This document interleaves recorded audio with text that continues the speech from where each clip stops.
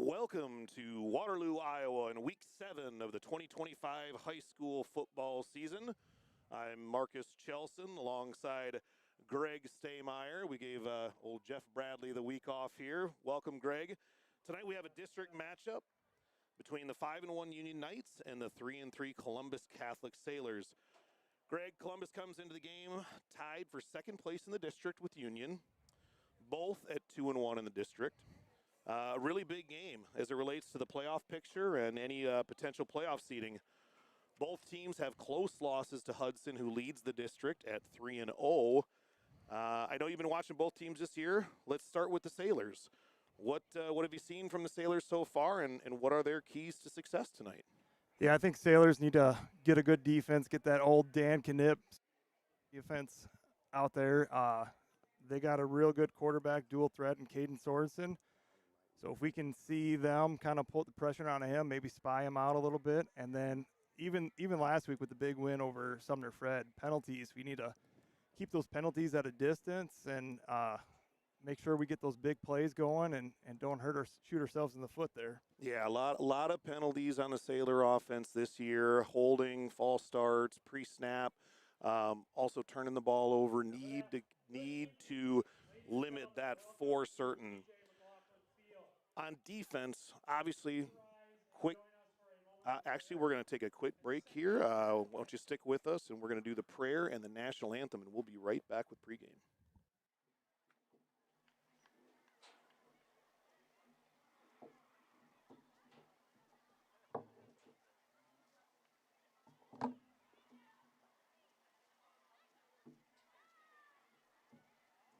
In the name of the Father, and of the Son, and of the Holy Spirit. God, our loving Father, we thank you for this opportunity of athletic competition. Bless everyone here with a sincere desire to observe the tradition of good sportsmanship and to respect our opponents, their fans, the officials, and friends of Columbus Catholic High School. Regardless of the final score, help us to appreciate the effort put forth by the players from both teams. Lead us all to you and grant us a place in your eternal kingdom. Amen. In the name of the Father, of the Son, and of the Holy Spirit. Please join us in the playing of the national anthem by the Columbus Band.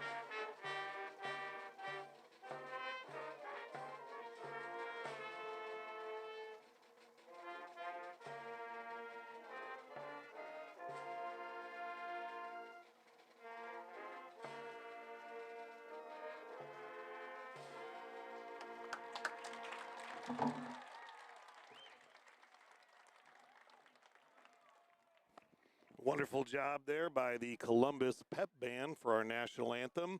As we were talking here in pregame, we talked a little bit about the keys on offense and hang on to the ball, no turnovers, eliminate the pre-snap penalties. Shifting to defense, Greg, what do the Sailors need to do on defense to contain the Union Knights tonight? I think if we need to win this game, we need to keep them under 18 points. They're a high-scoring team. They average about 33 points a game. If we can spy that quarterback, number 10, keep them contained and don't let those broken plays turn into long runs, I think we have a great shot of putting this off. So if we get under 18 and we can score 3 touchdowns, let's finally get a Sailor home win. So you're calling for a 22-18 Sailor victory is what I'm hearing. Let's do it. I like that too. You mentioned number 10 from the Union Knights, Sorensen. He's their senior quarterback, also runs quite a bit. One thing I noticed from looking at the varsity bound stats, a 76% completion percentage. That's really tough. That's really tough in high school. That's a great completion percentage.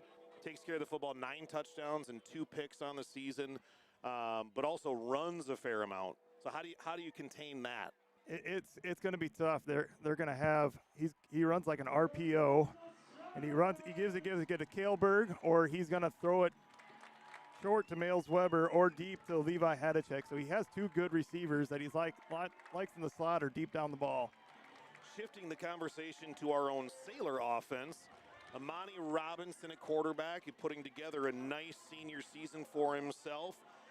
Has a lot of weapons on offense. You've got Nolan, you've got Owen Hosh, you've got a little bit of a running back by committee between Sitzman and Drew Schultz. What type of explosiveness, or is it going to be explosiveness, or is it going to be, ground and pound for the Sailors? What are they going to look to do on the offensive side of the football? I think that Sumner-Fred game was a good warm-up game for this. They finally got the running game going. Drew Schultz had a couple touchdowns there, and Amani can throw the ball. So if we can spread that defense out and then run it and pound it, I think we need to have a good rushing game here to make it work. Yeah, that's a great point. Great point. Use the run to set up the play-action pass. Just, a little bit of a cliche in football speak, but really there's a reason it's a cliche, because if you can get the yards on the ground, it really does open up the rollouts. It opens up the play action. And the Sailors, as you've seen, they're not afraid to take a deep strike once in a while. Yeah, Amani's just a couple passes or inches away from completing some big, deep balls this season. So hopefully, we're on week 7 that we're going to start completing these passes right in time for playoffs. We are just a minute away from kickoff here. Both team captains are heading out to midfield for the coin toss, and we'll get a look here at which if we're going to kick or receive for the first half. Captains for the Sailors in their all-black uniforms, very sharp. You got Amani Robinson, Thomas Faraday, Monte Humphrey, and Drew Schultz. 3 seniors and a junior out there.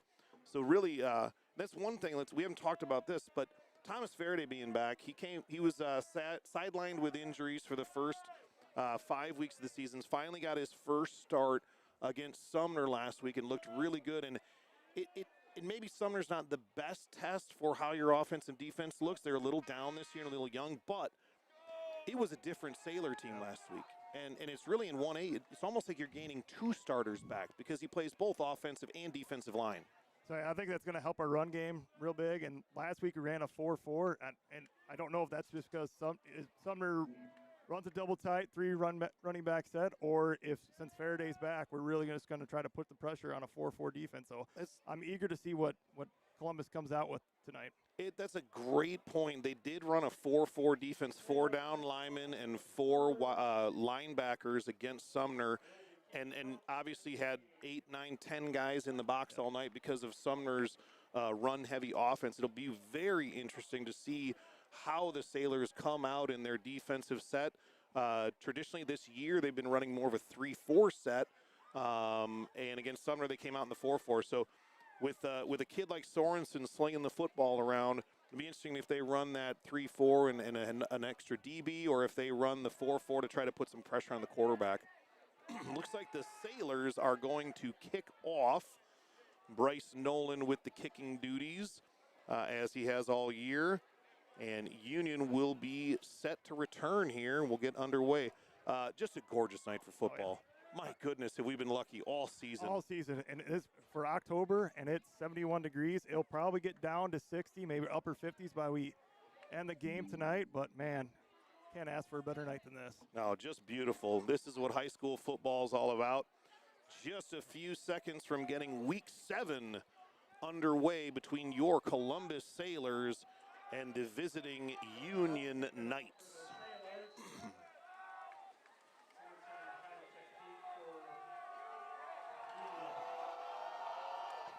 And the kick is away. Taken by the up back, Weber. Looking for an end around. He's got some room. Nolan's trying to chase him down. makes a touchdown-saving tackle, shoves him out of bounds right about midfield. Not necessarily the start the Sailors wanted. It was a kick to the up back, and he took it to the right side and got all the way to about the 50-yard line. Yeah, that's one thing we need to work on is special teams. I feel like all season we've been giving up a lot of yards or not fair catching a few balls. Special teams may be the deciding factor tonight. Sorensen in the shotgun. Looks like Kaleberg is the tailback. Looks like an option pitch. His ball's on the ground. The ball's on the ground. And the Sailors have recovered the football on the first play from scrimmage. It was an option to the left. The pitch was not handled well by Kaleberg, and the Sailors have recovered 1st and 10 on the Union 44-yard line. I don't know if that was nerves or what, but you're going to see a lot with that with Union tonight. They're going to try to do an RPO and then an option and then almost a triple option. He's going to throw it if he can do it. Sailors come out. Amani Robinson, senior quarterback in the shotgun. Looks like Drew Schultz is a tailback. Handoff Schultz up the middle. He's got room. He's got it at the 35 down to the 30-yard line. A nice 11-yard scamper and good for a first down on the first play from scrimmage for the Sailors. That's just great blocking there. That was a huge hole. I mean, I could run through that hole. Glad to see that, and glad Thomas Faraday. Hopefully that's the big difference here in these last 2 weeks and getting that run game going. Beautiful hole, 11 yards from scrimmage on the first play of the game after the turnover. Monty Robinson under center. I formation for the Sailors in all black, moving left to right on your television screen. Robinson hands off to Schultz up the middle. He's got another crease. Oh, we're going to get a hold. We've got a flag on the play. Boy, a nice 10-yard run there, but that one is going to come back. I'm going to guess that's going to be a hold on the Sailors. We talked about it pregame, trying to stay away from those penalties. Now, I will say, false starts, motions, formations, those will really drive a coach crazy. Sometimes holding is you're just aggressive. Yeah. And you can live with those sometimes, but boy, that comes at a bad time for the Sailors. That was a backside hold too, away from the play. Can't have that one. That's a tough one. Sailors have the ball in their 40. It's going to be 1st and 20 after the holding penalty. Still 11 minutes left in the first quarter. Robinson gets the play call from Coach Brad Schmidt. Robinson in the shotgun. Noland out left. Trips to the right. Schultz in the backfield. Handoff Schultz up the middle. They're going to keep it on the ground. After 2 good runs, the Union Knight defense stiffens up there and holds Schultz to just a 1-yard gain. Yeah, that was a good ankle tackle by Brock Bergemeyer from Union. He breaks that one. He's going to get another 7 yards. I say a lot of room on these runs. Nice seams that the offensive line is holding up or is opening up. Sailors come to the line, 2nd and 19.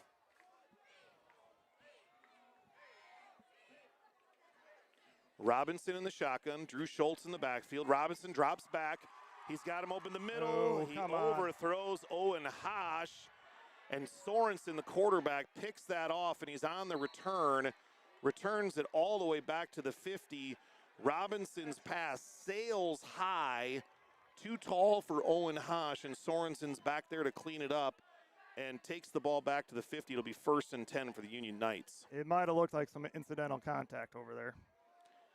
Very disappointing. After getting the first play turnover, the Sailors give it right back after a couple of nice runs by Schultz and a holding penalty, trying to make up that 2nd and 19, the pick across the middle to Sorensen.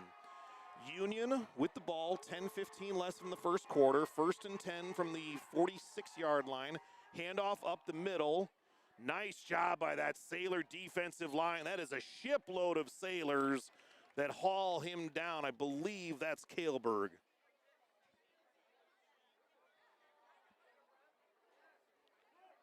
Looks like 3 yards on first down will bring up 2nd and 7. So Kaleberg will do a lot of the running, won't do a lot of the receiving for the Union Knights. Sorensen comes out in the shotgun, 2nd and 7 from the 50. Kaleberg in the backfield. Hand off the middle. No, he kept it. He kept it, trying to find some room, and he is stuffed and brought down for no gain on 2nd and 7. It'll be 3rd and 7 at midfield. I think our boys did some good game watching this week and kind of know what they're doing there, their game plan. It's that RPO, it's that option. That was it was a fake handoff up the middle. Sorensen kept it and still had the option to pitch. There's a lot of ball movement down there, and he hit the ball well on the fake on that play. Big 3rd and 7 at midfield. Sorensen in the shotgun. Kaleberg as the tailback. Back, and he puts it. He's put immediately. He's met immediately. A short dump-off pass in the right side, and Hadacek is met immediately by Owen Hosh. That's a great tackle by Owen Hosh. Let him have that catch, but at least tackle him afterwards. 4th and 5. Looks like Union is coming out in punt formation. Sailors hustling some guys off the field. And it looks like we have called a timeout. The Sailors have called a timeout. Coach Schmidt is very agitated. I believe we ran 10 guys out there on the punt team, and that is not what you want to see from your special teams. Mental mistakes hurting the Sailors early here. It'll still be 4th and 5 after the timeout. We still had two guys still subbing off, so I didn't know if he was getting worried that they were going to quick snap that and we get a penalty and they get a first down. Yeah, the Sailors caught in transition there. And Coach Schmidt wisely takes the timeout because, any 4th down play, even though there's 8:24 in the first quarter, any 4th down play in a high school football game is going to be a big play. Especially where the field position is right now. A first down and that's a brand new game. So Union looking to flip the field will come out to punt on 4th and 5 once we resume play. Great student section out in front of us. We have a what appears to be a whiteout. From the Columbus student section. Nice turnout from the Union visitor stand as well. 4th and 5. Union back to punt. Snap, kick, line drive. Monahan looks to take it on the hop, but wisely steps away from it. I think that's a smart play. The ball's going to be downed at the 9-yard line. You really don't want to make a mistake down there and bump it around and turn it over. So I think Monahan made a smart play back there, backing away. Yeah, that's smart. If he picks that up, we're probably only going to get it at the 11, 12-yard line. He took that risk. Maybe it hops in the end zone, but it only gave us 3 yards back, so not a bad play. Sailors take over, 1st and 10 on their 9-yard line. The interception does not hurt them. Flips the field a little bit, but doesn't hurt them in the on the scoreboard. Robinson again in shotgun. Owen Hosh split out wide to the near side. Handoff up the middle. Looks like to be, it's either Drew Schultz or Isaac Sitzman. Stumbles for, looks like Drew Schultz for about 2 yards on 1st down. Yeah, it's nice to see at least get a run there, get you a little breather room out there deep in the end zone. And as you talked pregame, Coach Schmidt, dedicated to the run game here, wants to use the run to set up the pass. We'll see what they do here on 2nd and 7. Sailors in their all-black white helmets coming to the line. Robinson in shotgun. Drew Schultz in the backfield. 2nd and 7. Handoff to Schultz, off tackle. Spins, met at the line, maybe falls forward for a yard.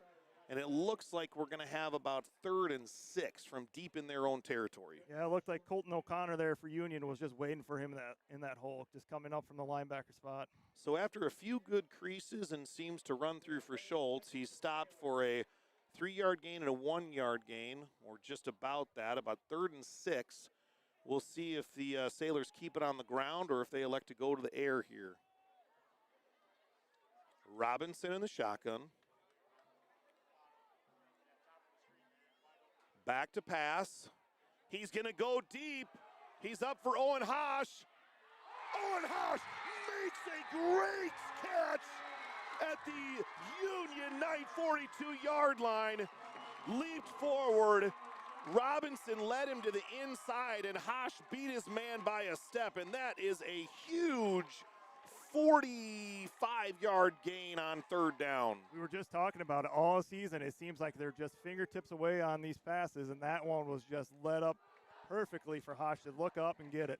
I will say, from watching the Sailors all season, Robinson looked like he took just enough off that throw. Yep. Obviously been working on it, put a little more air under it and let Hosh run right under it. So 1st and 10 at the Union 41. Handoff up the middle to Schultz. He is immediately met at the line of scrimmage. Boy, you could hear the pads popping up here in the booth. That's a big hit. Schultz is going to go to the sideline, hopefully okay. Isaac Sitzman coming in for Schultz after that big hit. It looks like he's a little shooken up on the play there. Yeah, favoring that right hand, it looks like. So the Sailors have it as 2nd and 10 on the 40, maybe 2nd and 9. Robinson in the shotgun, no score. 6 minutes left in the first quarter. Handoff to Sitzman. He bounces it outside. That was a nice cut. Good job holding on to the football. He went off tackle to the right side and did a nice job bouncing it out. Rudy Lind over there as the right tackle had a nice seal block on that to pop Sitzman to the outside. And then Spencer Shaver had that nice downfield block just to hold him long enough just to get that gain. So 3rd and short here, likely 4-down territory as you are on the Union 33-yard line. And we have a 3rd and long 2 coming up here. Sailors go empty backfield, 5 wide. Robinson in the shotgun. Snap. Robinson's going to keep it. Design quarterback run. That is a beautiful play call. And that one stumbles forward for 4 yards. I think that caught everybody in the stadium off guard. Yeah, I think what they did is they motioned Mason Smith out there, and the linebacker went with him, and that made him on. He wanted to go out right up the middle. There was enough guys spread out that he could make a hole out of there. When Robinson is a big, strong kid at quarterback, I don't envy the defenders that have to bring him to the ground. That was a great play call, great play design. The quarterback design draw on 3rd and short gets the Sailors a 1st down. As Robinson the shotgun. Owen Hosh in motion. Handoff Sitzman. He's met in the backfield. A nice tackle. Lost some type of assignment there, or the linebacker was able to squeak through. We weren't able to pick it up, and that's going to be a 2-yard loss. Sets up 2nd and 12. Yeah, just got to pick up that backside block. 2nd and 12 from the Union 31-yard line. 4:27 left in the first quarter. No score. So far, the Union Knights have fumbled on their first possession and punted on their second. And this is the Sailors' second possession of the ball game. Only one pass so far, so see if we can. Oh, Fumbles the snap. Robinson collects it, trying to get out of trouble. A great job. He's got Hosh downfield. That looks like a pass interference. There it is. There is the flag. The side judge, I think, bailed out the back judge on that call. There was quite a bit of contact. The back judge chose not to throw the flag, but the side judge comes in and determines pass interference in the end zone on Union. That's going to be a 10-yard penalty, and I believe will still be 2nd and 2 here. Let's see where they mark it.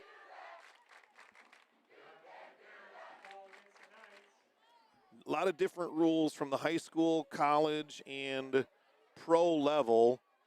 And it is automatic 1st down. That one is a 1st down. Okay. Actually, I don't know that it's an automatic. I'm pretty sure that pass interference is just a 15-yard penalty, and they just got it on the yardage. I believe the only automatic 1st downs in high school officiating are roughing the passer and personal foul type penalties. But regardless, enough to give the Sailors the 1st down. They come out in 5 wide. They're on the Union 15. Robinson keeps it on the draw. The middle breaks one tackle, runs over another tackler, and has the ball down to the 10-yard line. Another nice design draw, and Robinson gets 6 yards on 1st down. We're going to have 2nd and 4. Yeah, they spread them out. There's 4-2 defense there for Robinson, and it's just a one-on-one with him. If they keep running that with Robinson, those DBs are going to have a long night trying to bring him to the ground. 2nd and 4 on the Union 10. Sailors threatening with 3:30 left in the first quarter. Robinson the shotgun. Handoff to Sitzman, off tackle, trying to find a seam. Not a lot of room there. Maybe had a little daylight if he chose to bounce it out, but that play call was definitely designed to be kind of off tackle there. Gets maybe a yard. We're going to be 3rd and 3. Sailors doing a great job on this drive. Started out their own 10. We're down to the 8. That's a great point. Really long, sustained drive. Had that one chunk play to Owen Hosh, but the rest of this has been just grounded down the field. We talked about the run, setting up the pass. We've only passed this 3 times so far tonight. Robinson in the shotgun, Sitson in the backfield. Looks like an end around. Nice little flip to Great blocking Bryce out there. Nolan, and he waltzes into the end zone. Beautiful play design, beautiful blocking and execution, and Bryce Nolan in for the Sailor touchdown. Faraday and Owen Hush on that nice lead block on the outside. Great to have Faraday back. 2nd week. What an absolute statement drive for the Columbus Sailors in the first quarter here. After the first possession interception, they go down and march 91 yards on that drive for that. They fumble the extra point snap, unfortunately. So the Sailors only come away with 6. And in a tight game, you've got to execute on those extra points. We talked about special teams may be the deciding factor tonight. Regardless of the PAT, the Sailors take a 6-0 lead with 2:35 left in the first quarter. For those that are that can see some dust and haze on your video screen, the student section is having a ball with the white T-shirts and some colored powder and chalk, celebrating the Sailor touchdown. Great to see the student section really living it up here on senior night at TJ McLaughlin Field.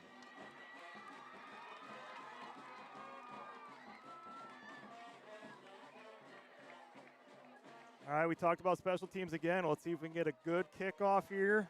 Keep them inside the 25-yard line. On the first kickoff, Nolan sky kicked to the up back, and it was fielded about the 20-yard line. I believe it was Weber, and he took it right around the right end all the way back to midfield, and Nolan had to make a touchdown-saving shove out of bounds.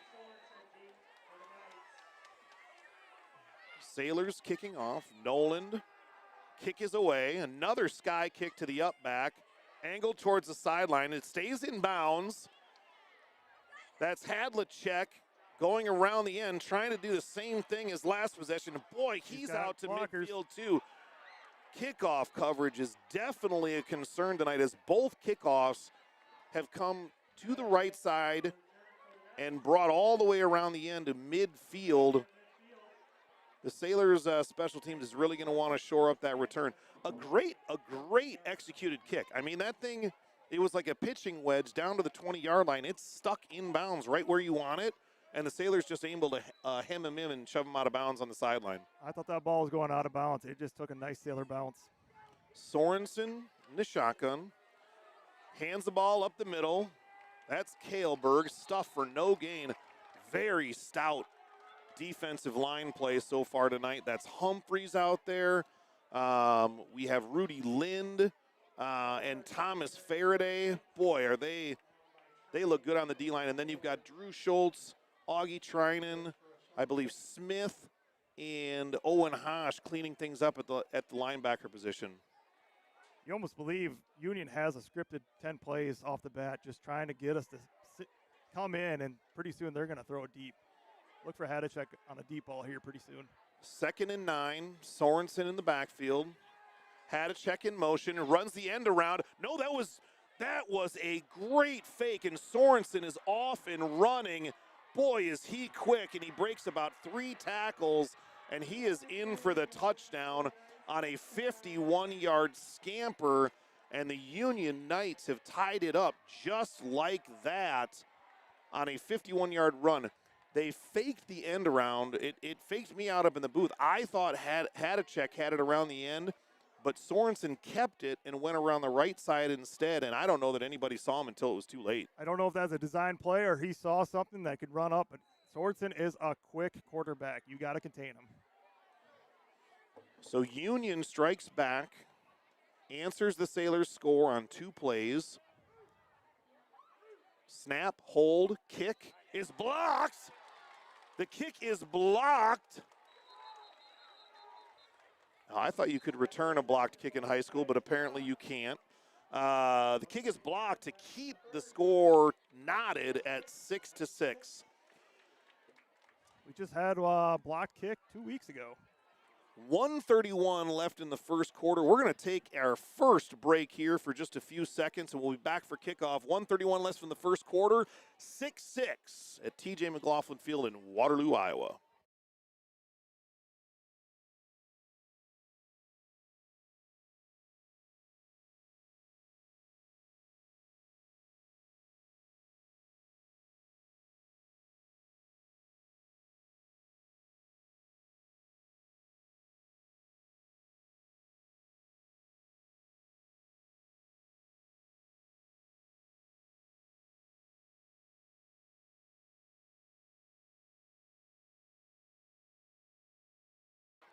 We are back at Waterloo, Iowa, TJ McLaughlin Field, Columbus Catholic High School, where the Sailors and Knights of Union are knotted up 6-6 with 1 minute and 31 seconds left in the first quarter. Greg, what'd you see on that run from Sorensen there? Can't tell if that was design play or he just saw something that got open, but both coaches getting some trick plays out there and getting some touchdowns out of those. Boy, was he quick. He's quick down the sideline. He's going to be, if he gets open in space, he's going to be tough to bring down. Kaleberg set to kick off for the Knights. Looks like Hosh and Nolan back to deep. No, that's C3 and Nolan. Nolan with the ball. It brings it back up to the 33-yard line, where the Sailors will take over 1st and 10 from their own 43.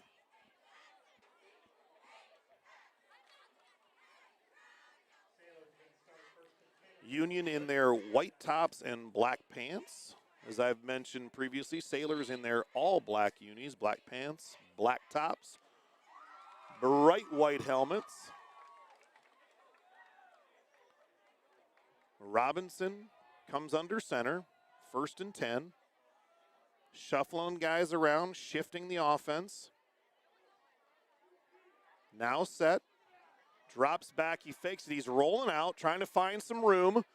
Throws it intended for Bryce Noland on the out route. Skips it a little short. He was under a little bit of pressure there from the Union linebacker. That's a hard pass to make. He's running opposite throwing arm. You got to set up, and he didn't have room to make that throw. So 2nd and 10 after the incompletion. 1:20 left in the first quarter. Sailors looking to answer the touchdown from Union. 3rd drive of the game for the Sailors. Robinson in the shotgun. Drew Schultz gets the handoff, bounces off one guy, but he's met by a second, and he is stopped for no gain. That'll bring up 3rd and 10.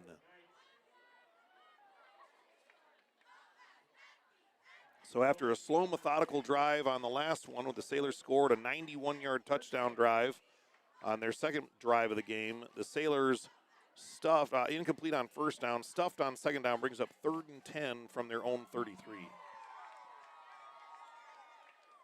Robinson in the shotgun, Drew Schultz in the backfield. Drops back, inside pressure, he gets rid of it. Oh, a little high. There was a blitz up the middle. They just overloaded the center of the field, and Robinson just had to get rid of the thing and ended up sailing over Drew Schultz's head. He actually had a little bit of room out there if he could bring that in, but just not enough time to execute. He did have a lot of room there. I don't know if we would have got the 1st down. It was a great decision by Amani, but just a little too high with that blitz coming right up the middle. Well, and even though you don't get the 1st down, you got to love seeing him taking care of the football, not taking the sack, not fumbling, getting rid of the football even though it's incomplete. Robinson's punt, nice punt down towards, bounces at the 35-yard line. The Union return man elects not to touch it. And the ball is down at the 30-yard line where Union will take over 1st and 10. 30 seconds left in the first quarter. On a positive note, this is the farthest back Union has started all night. They've been starting almost midfield on every possession. Yeah, first 2 drives have started at the 50-yard line for Union. Now they are backed up at the 30-yard line, so definitely a better position for the Sailor defense, a little bit more room to work with here. Sailors have elected to be in their standard 3-4 defense, as we talked about pregame. That's been the defense they've used most of the season. Schultz coming in on the blitz. Sorensen gets rid of it right away on just a little fade route. That is caught by Hadacek along the right sideline. About a gain for 15 yards. That's tough. That's a tough pass to defend. Yeah, Levi Hadacek is a very fast kid. He got 7th in the 100-meter in state track this year, so we just got to make sure we stay behind him and don't let him catch and run. Pretty good coverage there. We had 2 Sailors in the vicinity. It was just a nice touch pass by Sorensen. Threaded the needle there. Hadacek brings it in, about a 15 to 20-yard gain. And the Knights have it 1st and 10 at the 50-yard line. Looks like they're going to elect to let the clock wind down, and that's going to do it for the first quarter. We are tied 6-6 in Waterloo, Iowa, and we'll be right back.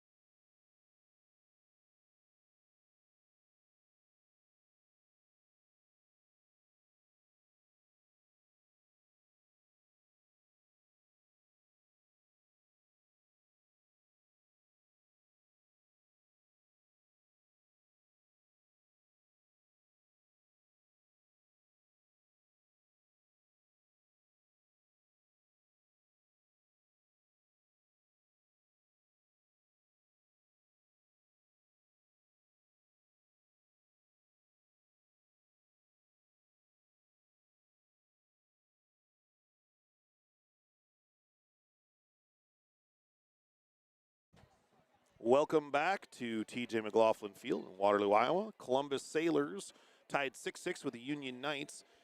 Start of the second quarter, Union has the ball 1st and 10 on the 50-yard line on their 4th drive of the evening. Sorensen in the shotgun. Kaelberg in the backfield. Hands up the middle to Kaelberg. Met after a 2-yard gain. That's 2 Sailors. That looks like Augie Trinan got there first. Great job by the Sailor defense. Brought down by Trinan for the Sailors. Good for a gain of 1. 2nd down and 9.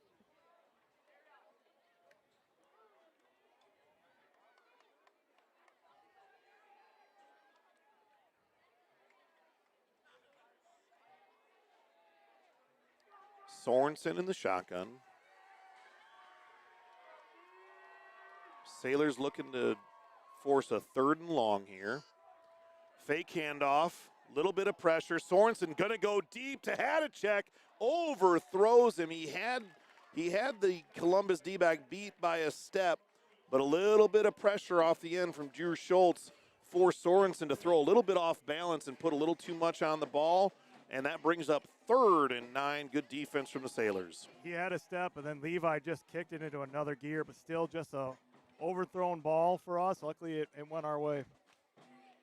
So a big 3rd and 9 at the Sailor 49-yard line here. Sailors looking to get the ball back in a tied game. Very evenly matched thus far. Both teams with a couple of explosive plays.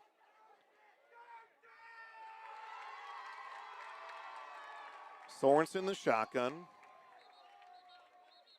We have an early whistle here. Looks like Union is going to call a timeout.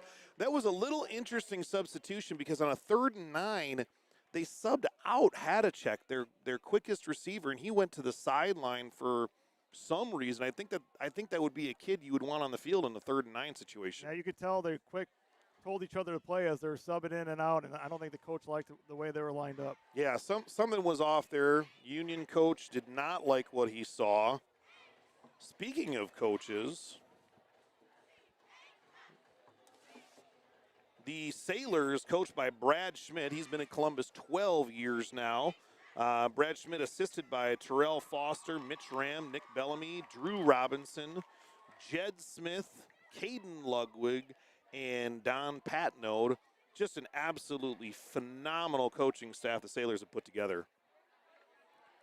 Union, coached by head coach Jared Possipil. I don't even know. Pospilicil? I don't know. I'm not going to help you on that one. Yeah, that's all right.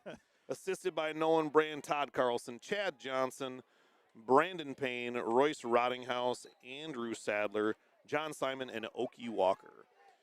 Back in the action here, 3rd and 9. Big play for the Sailors with 11 minutes left in the second quarter.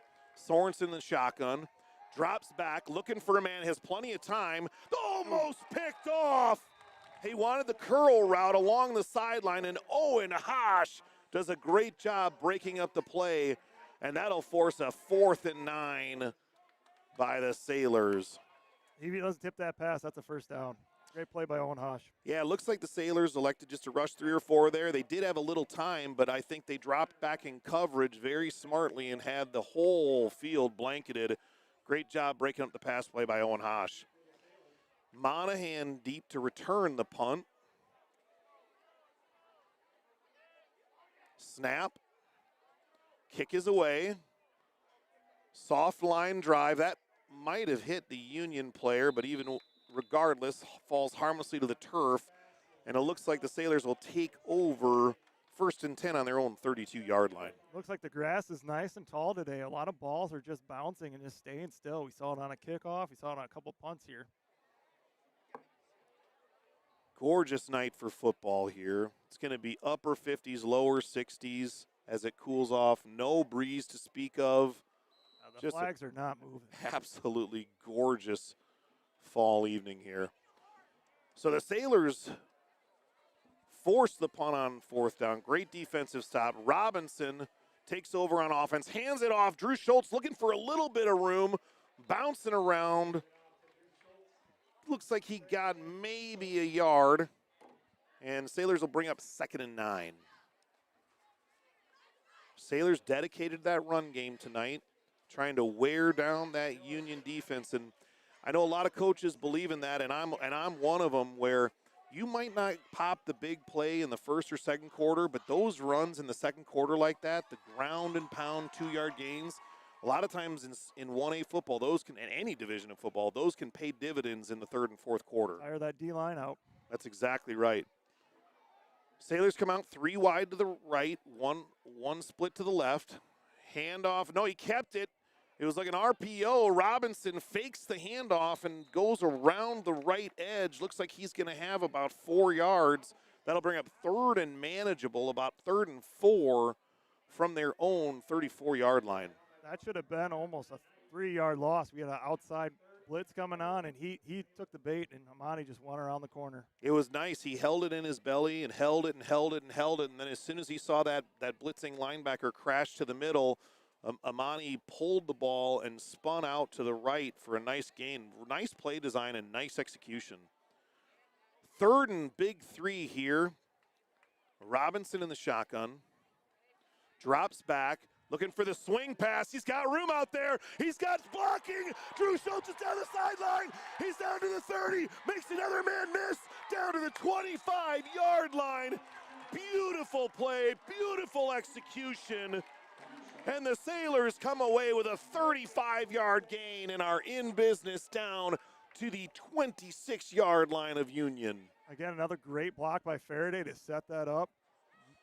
Boy, he had an escort down the sideline, tried to kick on the afterburners, but Union team is very speedy, chased him down, made one man miss, finally brought down the 26-yard line where the Sailors have it 1st and 10. Tied 6-6, 9 minutes left in the second quarter. Robinson under center. Handoff up the middle to Schultz. grinding. Looks like he maybe got 2 yards up the middle. And boy, these kids are selling out on both sides of the football. There is some big hits and big bodies being moved around down there tonight. I like both teams still. We keep talking about it, setting up that run. As you can see, Union, after a while, is going to throw it deep. Don't be surprised if we do a nice little play action fake on this one and throw it in the corner. Really setting up the run well. Brad Schmidt has a deep bag of tricks in his playbook. Robinson in the shotgun, 2nd and 9. He's going to be quarterback draw. That time, a little bit more penetration than the Sailors would have liked. Had a couple guys there right at the line of scrimmage, but Robinson, being so big and strong, still falls forward for a couple of yards. It's going to be 3rd and 6. Yeah, he's a dual threat quarterback as well, but his is power, not the speed.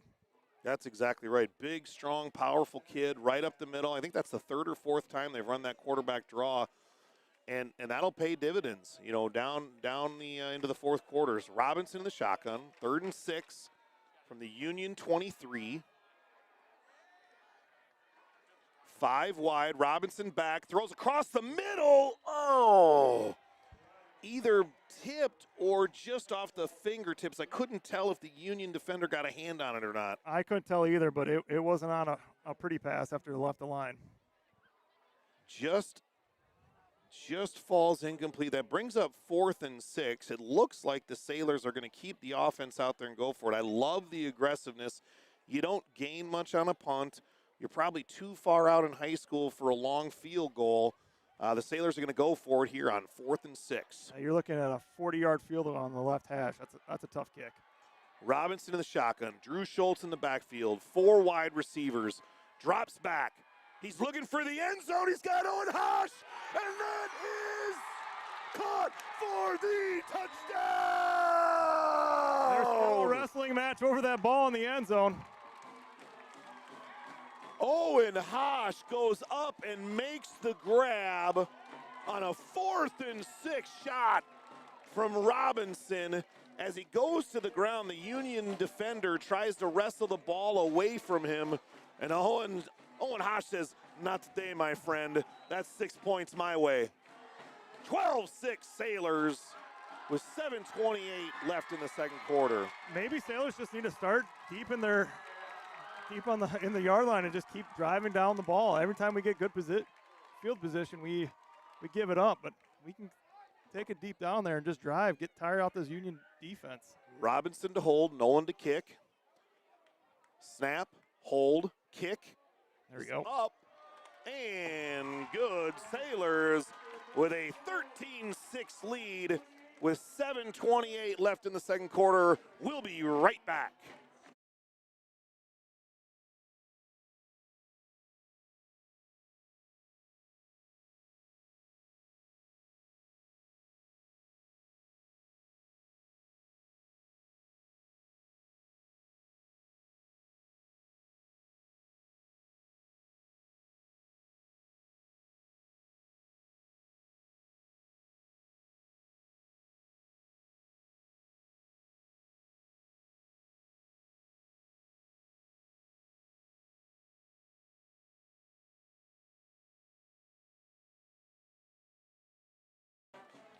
Welcome back to TJ McLaughlin Field. Marcus Chelson here alongside Greg Staymeyer, filling in for the wonderful and legendary Jeff Bradley. How does it feel to fill the shoes of such an important piece to Columbus?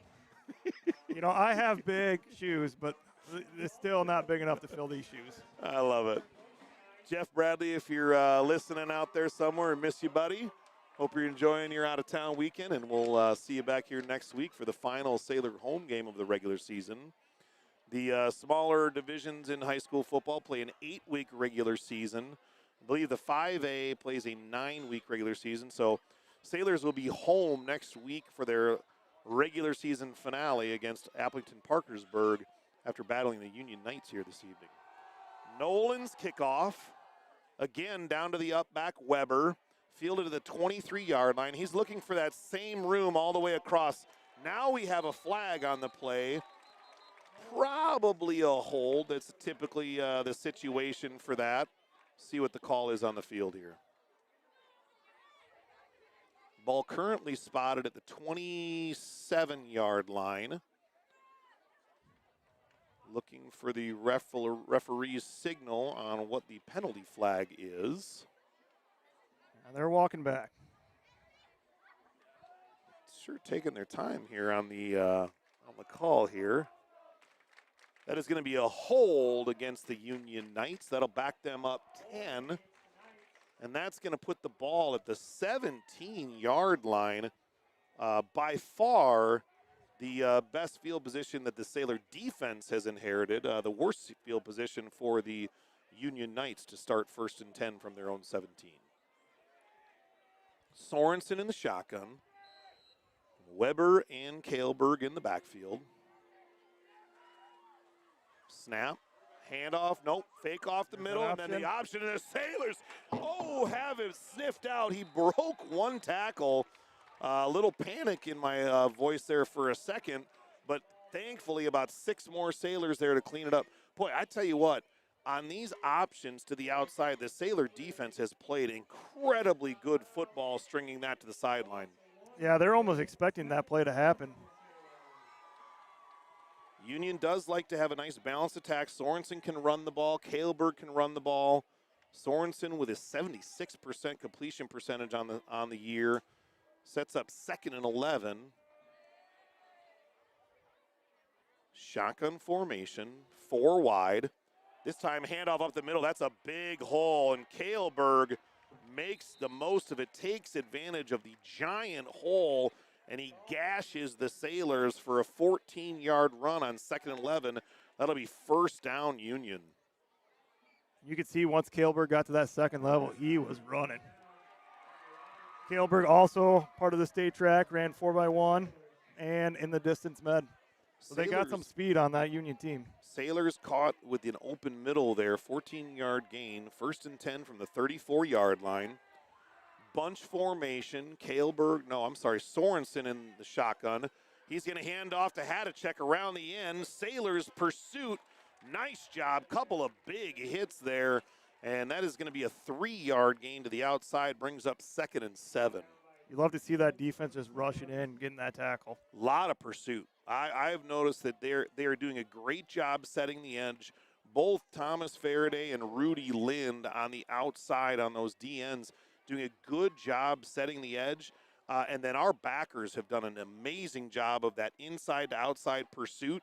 And corners are doing a good job shedding blocks as well. Sorensen in the shotgun. 2nd and 7. He's going to hand off the middle. Boy, that's Kaleberg again. Made a guy miss, cut back inside, and another 15, 18-yard gain there, and that's going to be a 1st down. Sailors definitely are going to want to shore that up. Yeah, Union doesn't run a tight end set. They basically have a running back in the backfield. So number 40, Colton O'Connor, great block there to seal the edge there for the run. So just like that, the Union Knights are into Sailor territory at the 47-yard line, 1st and 10. Sorensen in the shotgun. Twins right. There's a quick flip to Hadacek, and great job by Nolan. Needs some pursuit by the defense. It was almost a 2-on-1 situation. Nolan shed the block and really impeded Hadacek's progress. Hadacek finally broke the tackle. And the Sailors are there to clean it up, and not until about a 3-yard gain for the Knights. Nolan did a great job fighting off that block and getting Hadacek. Just couldn't get him. That's the 2nd time Hadacek has just kind of slipped out of a block or a tackle this drive. So 2nd and 7 for the Knights. 5:32 left in the 2nd quarter. Sailors up 13-6. 4 wide, trips to the left for the Knights. Sorensen in the backfield, shotgun, drops back, looking to throw. Wanted to go deep, but there was nobody there. Now he's scrambling around. Sailors bring him down in the backfield. He slipped, trying to dance and do a little bit too much there, and the Sailors did a great job collapsing the pocket. We got lucky there. Hadacek is known for that. Get that get the receivers out, spread the defense, and then he just becomes a joystick. This time he just slipped on that grass, but we got lucky on that one. Well, I tell you what, great coverage by the Sailors downfield. Forced Sorensen to scramble around. He wanted to go deep. You could tell he was loading up to let it loose. Nobody there, so he decides to keep it, tries to dance around, slips and falls, the pocket collapse, brings up a 3rd and 15 situation, and the student section really getting into it. Sorensen jumping around, calls a timeout, didn't like what he saw. I'm not sure if they had 11 guys on the field there, but either way, Sorensen saw the play clock rolling down, calls timeout, and they're going to want to talk about it. Not sure why the play clock is, or the game clock is continuing to run. I don't think the. I think that's just the timeout clock. Oh, never mind. All right. I'm just gonna. I'm glad to help you out here. I'm just gonna sit over here and be quiet. I was like, the clock is running over there, Greg. What's going on? 3rd and 16. Are you shocked that I knew that? I'm very impressed. There's a reason you're up here, buddy. 3rd and 16 for the Knights in a timeout.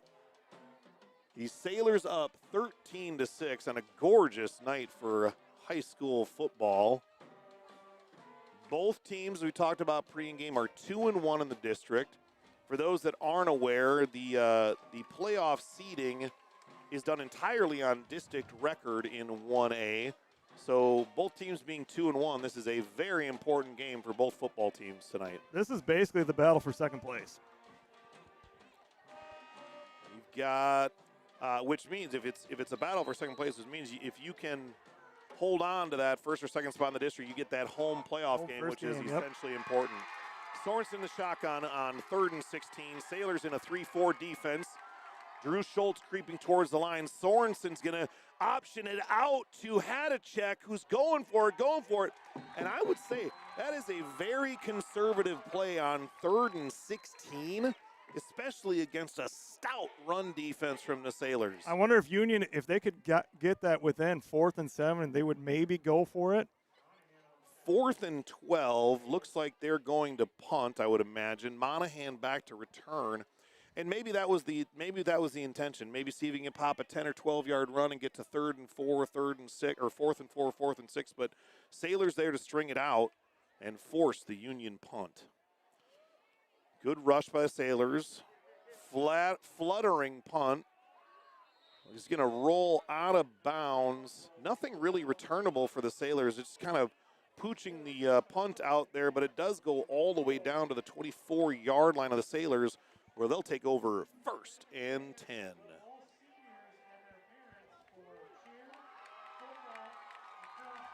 So the Sailors force back-to-back punts on the last 2 Union drives. Sailors have touchdown drives of 91 yards and 73 yards, and they look to do the same here in their own end at the 24-yard line.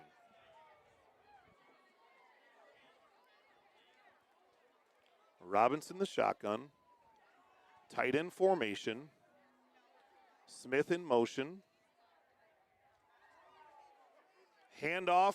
Schultz up the middle. Stumbles forward. About a 3-yard gain on 1st down. Sets up 2nd and 7. Right now with 3:43 left to play, if we can just slowly milk down this clock, keep running the ball. Got 2 timeouts in our pocket. Sailors with 2 timeouts. Union with 1.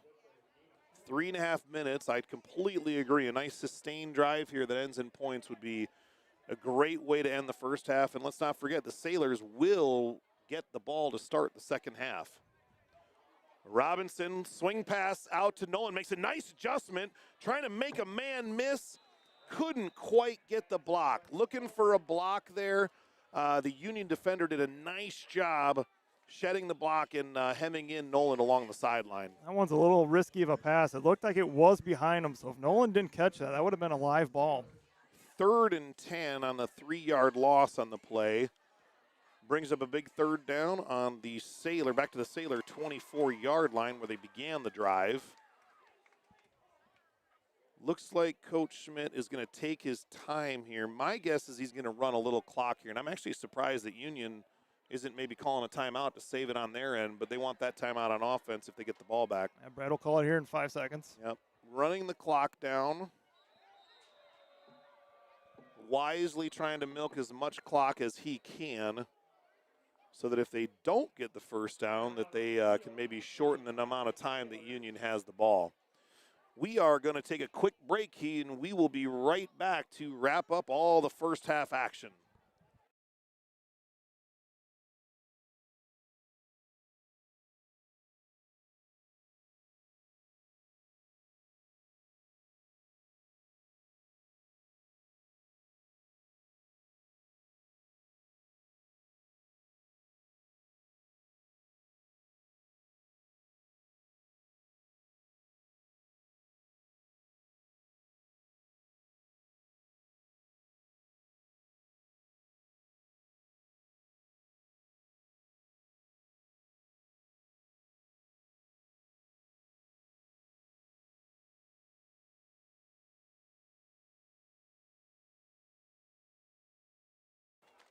Back in action here with just about 2.5 minutes left in the second quarter. The Sailors have the ball 3rd and 10 on their 24-yard line. Sailors' 5th drive of the evening have resulted in 2 touchdowns. Trips right. Robinson in the shotgun, empty backfield, drops back, a late False start. whistle. Boy, usually the false start whistle comes in right away, but that got halfway through that play before the line judge whistled it dead. That's going to be 5 yards. So now, instead of 3rd and 10, we're going to bring up 3rd and 15. And here's where you got to be careful. You got to protect the football. The first down's great, but possession is even more important. Must have been a false start of one of those wide receivers up top. I'm going to guess that's where, what it where was. it called from. That's Yeah. an unusual spot to call. Yeah, there was false start. trips right, and the right-hand line judge is the one that called the false start, I'm going to guess. So the Sailors look like they come out in a different formation now, 4 wide, and they're just going to hand the ball up the middle. A nice gain, but it being 3rd and 15, the 7-yard gain is really only going to bring up 4th and 8. I don't mind that No. call at all. There's 2:15 left in the first half. You've got a 13-6 lead. You're deep in your own territory in the 19. Taking care of the football is really of the utmost importance there. It looks like Brad's going to let this milk down again. So we got 20 seconds left on the play clock for those who are watching. I'm really surprised that Union's not using their last timeout to save some time. I know coaches like those timeouts on offense, but they just let about 30 seconds run off the clock here. Robinson back to punt. Is that Sorensen back to return? Nice, boom, high kick. Oh, takes a nice job by the Sailor defender there.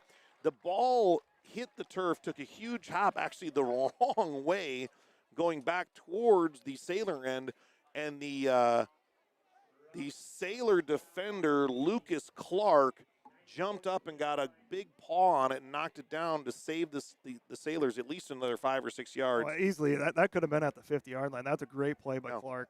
Big heads-up play and recognizing the ball going in the wrong direction and bats it down at the Union 42-yard line. Well, they'll take over 1st and 10, minute 28 left in the first half. Trips left, Sorensen in the backfield. Snap, rolling to his left.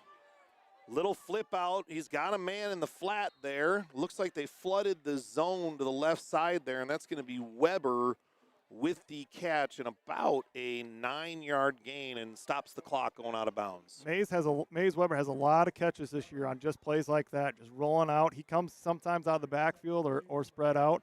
He's their main slot guy. And that's a tough in high school to defend that zone. When they've got 2, 3, 4 guys that flood that left zone, it's like, man, pick your poison. Who do you want to keep? Who do you want to guard? Sailors do a good job guarding deep, and they give up the flat pass for 8 yards. Sorensen in the shotgun, trips right. 2nd and 2, he drops back. There's pressure. He gets rid of it deep. Oh, and there's a flag for pass interference. I'm not so sure we needed to do that. I feel like the ball was overthrown, but you would much rather have the pass interference than give up the touchdown. It was overthrown, but I think he thought he was beat and couldn't see the ball, and he took matters in his own hand. Not a bad decision. It's not a bad penalty to take. I mean, you don't love penalties, but boy, you'd sure rather give up the 15 yards than you would on the give up the touchdown. We're still waiting for the official call. Pass interference against the Sailors. Yep. It's going to be 15 yards. That'll be 1st and 10. That's going to bring the ball down to the Sailor 35-yard line, where Union's in a little bit of hurry up here. The defense needs to get set. Oh, got to wait for the chains. So that's fortunate. They're waiting for the chains to get set. Minute 16 left in the half. Sorensen rolling to his right, looking for someone. Good job by the Sailor defense. It's an interception. That almost could have been called incomplete. It looked like he might have fumbled it after he tried to take a step, but recovered it as he go. The official was saying he was down. He was down. Bryce Nolan in a perfect position in the flat leaps up and picks off the Sorensen pass. And that is going to be a big stopper for the Sailor D. They get the ball back 24-yard line. Minute 7 left in the half. See if Brad becomes aggressive here, or we just take this to halftime with a 13-6 lead and get the ball back. I mean, a minute 7 is a long time for this Sailor offense. They're very explosive. They still have a timeout. Up 13-6. Haven't seen a lot of deep passes lately in the last few drives. Sailors are shuffling around. They look very disorganized. I don't know. That was a very disorganized break from the huddle. We had guys flying all over trying to get in position. And unfortunately, the Sailors have to burn their last time out to avoid a delay of game or a procedure penalty. And with 1:07 left in the first half, that hurts your chances to do anything with this drive. Now, I think the odds of going aggressive to taking a knee or just running the ball might end. See what the Sailors elect to do when they come out of the timeout. But, boy, what a huge interception by Noland from the corner position to stifle the Union drive there down at the 24-yard line. That is only Sorensen's 3rd pick of the season. That is they're rare, and we caught one there.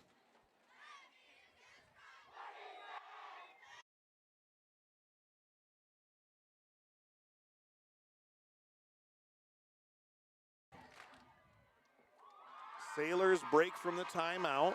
We got minute 7 left in the half. Sailors will get the ball back to start the second half. Robinson in the shotgun, Twins left. Schultz in the backfield. Drops back. He's going to scramble. He's got some room along the right side. He beats a man, and he wisely gets out of bounds after about a 25-yard scamper. So the Sailors, with 58 seconds, are in business and have the ball at their own 40-yard line. Boy, I thought he was closer to midfield, but it looks like they've got it out on the 42-yard line. From here, yeah, I thought he was not out to the 50. Hey, but you can get 20 yards and only waste 9 seconds of the clock. We'll take that every time. Great scramble by Robinson. Didn't like what he saw in coverage, so he decided to tuck it and run along the right side. Sailors come out in 4 wide. Sitzman in the backfield. Robinson in the shotgun.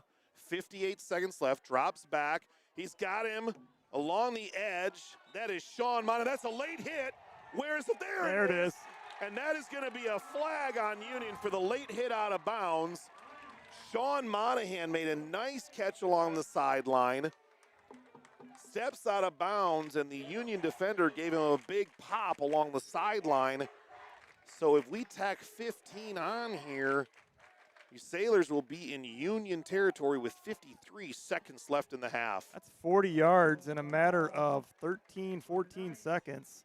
Monahan did a great job. He stumbled a little bit trying to catch that ball, trying to make his way to the out of bounds, and luckily we got a late hit on that one. So the Sailors in business here at the Union 38-yard line with 53 seconds left. I know Coach Schmidt would love to still have that timeout in his pocket that we burned on the first play of the drive for procedure. Regardless, Sailors looking to add to the score with 53 seconds left in the half.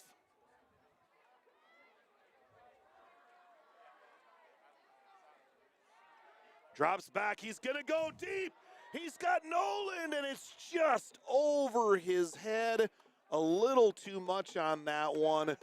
We've seen that a lot this year. Had been better tonight. Has connected on 2 deep balls, but that one got away from Robinson a little bit. He would love to have that one back. Nolan did a great job getting open there. Nolan very fleet of foot, along with Owen Hosh, Drew Schultz, and Isaac Sitzman. A lot of weapons. You know one thing we haven't seen yet tonight, Greg? The Sailors have run Mason Smith from the tight end position quite a bit in the seam and deep crossers and deep drags, and I wonder if they don't pull that out here shortly. Sailors in trips to the right. There's a flag on the play before the huddle even got delay of game? set. Oh, delay of game.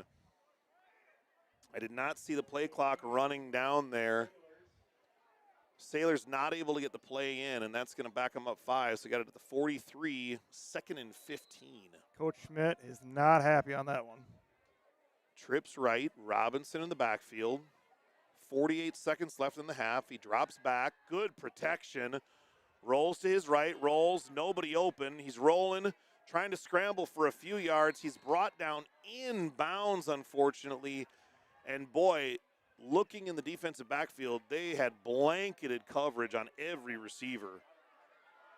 Sailors in the hurry up. And now Union wants a timeout. The Sailors came right up to the ball, ready to snap it in the hurry up offense, the no huddle. It's not a timeout. It looks like officials are talking about something. There's no flag on the field. It's 41 seconds. That was a whistle as the Sailors tried to hurry up and run a play. I thought it was a timeout, but you must be right. They're talking about something here.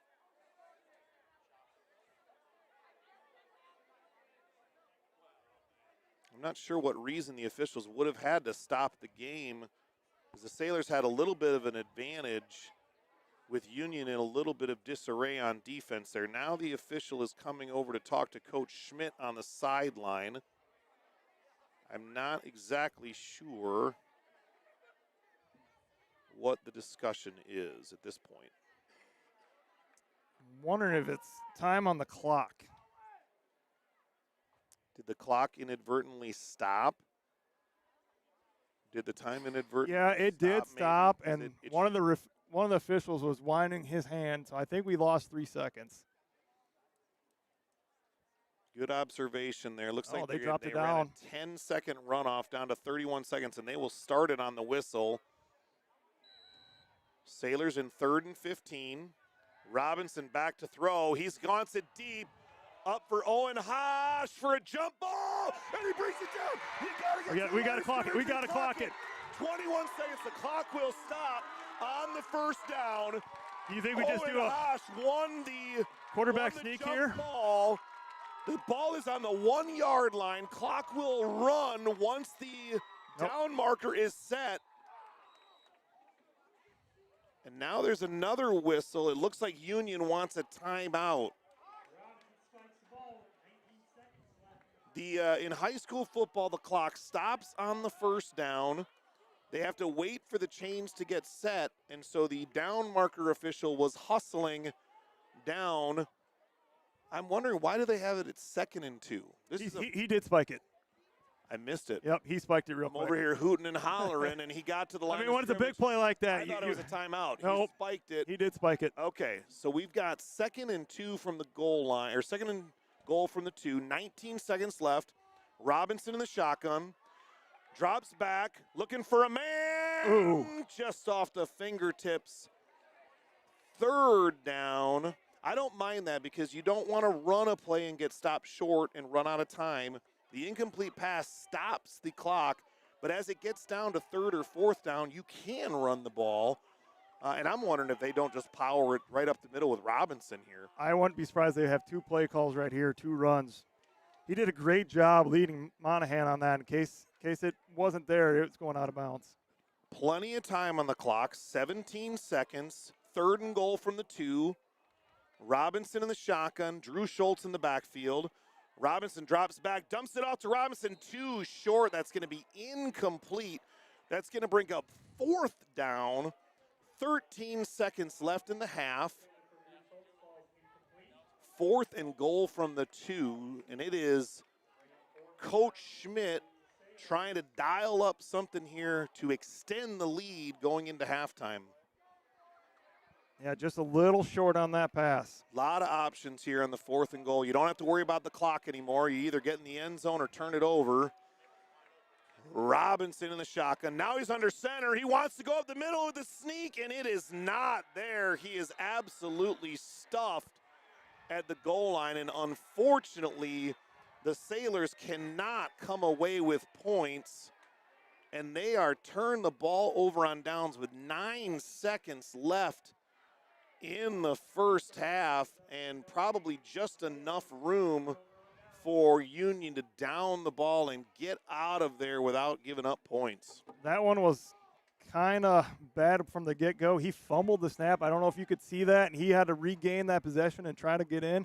Trying to do a tush push from 2 yards out is a little hard play to do. And just not enough push from the offensive line, unfortunately, on that one. Union did a good job. Now, Union in a dangerous situation here on their own goal line. Sorensen the shotgun, hands off the middle, and they do get enough out of there. Sailors trying to rip the ball out. I'm not sure why the clock stopped. The clock should continue to run, and that is going to do it for the first half. We're going to take a quick break. During halftime festivities, there will be senior night announcements where we'll keep the video camera on and the ambient mics so you guys can hear all the fun senior night action. The Sailors take a 13-6 lead against the Union Knights into halftime on this beautiful night for high school football, and we'll be right back.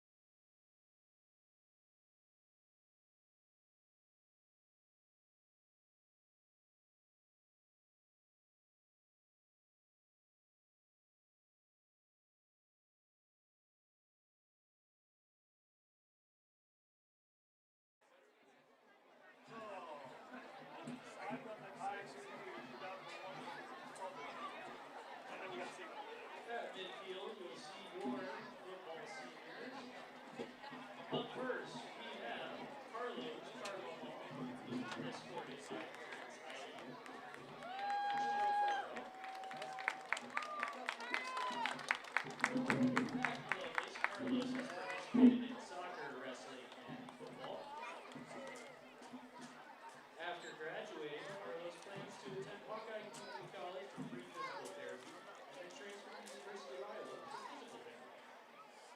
Let's hear it for Carlos.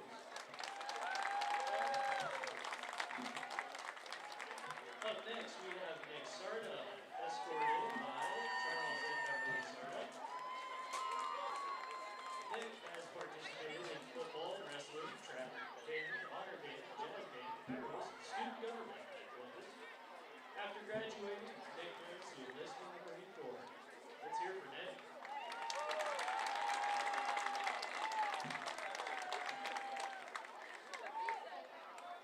Up next, we have Caden Clark. Caden Clark, escorted by Dennis and Sarah Clark. Caden has participated in football, bowling, golf, musical, student government, student athletics, and student basketball.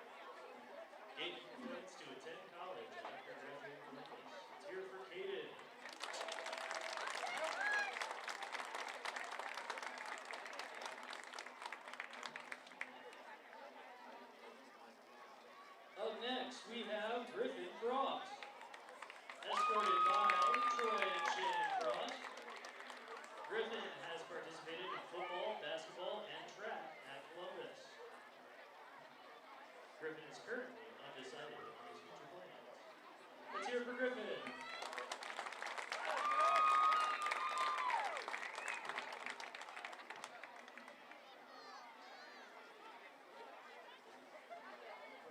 Up next, we have Kemonte Humphrey. Kemonte being escorted by Jalisha Humphrey. At Columbus, Kemonte has participated in football and plans to go to college after graduation. Let's go, Kemonte.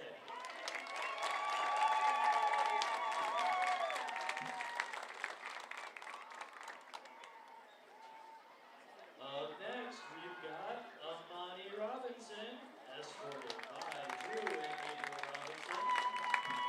At Columbus, Amani has participated in National Honor Society, Student Government, Student Lighthouse, Student Ambassadors, football, and basketball. After graduating, Amani plans to pursue his athletic career with an undecided major. Let's hear it for Amani.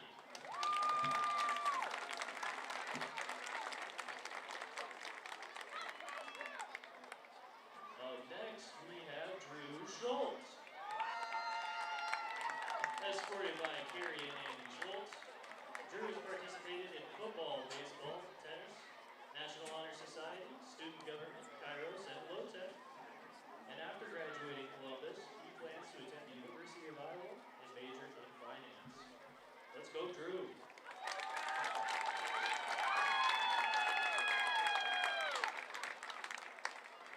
Up next, we've got Eli Evans. Eli is escorted by Angela Evans tonight. And at Columbus, he has participated in basketball, golf, tennis, football, student government, and does service at Mercy One Hospital. After graduating, Eli plans to attend college either with pre-med track or business education, while also playing collegiate basketball. Let's go, Eli.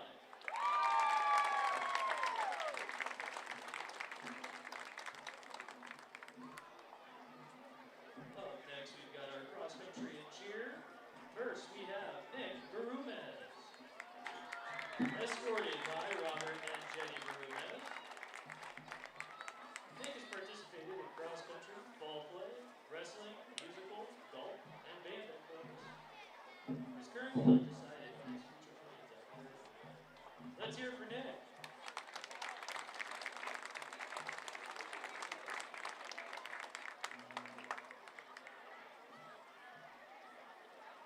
Up next, we have Carly Morgan, escorted by Nicole Morgan. Carly has participated in football, cheer, ball play, bowling, speech, robotics, NHS, soccer, band, choir, student leadership team, and musical. After graduating from Columbus, Carly plans to go to UNI to get a bachelor's degree in music education, and then further her education with a master's program in music therapy at either the University of Iowa or Oregon. Let's hear it for Carly.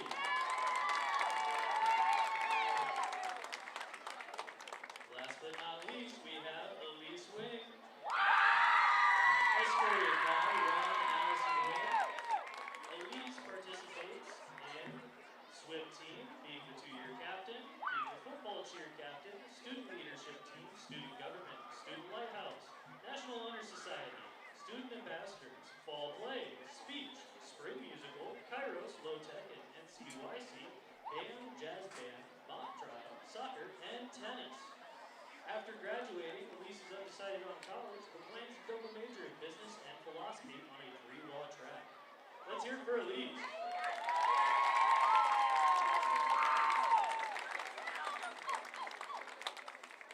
Thank you to all our seniors, and good luck to all of you. Let's give our seniors a hand.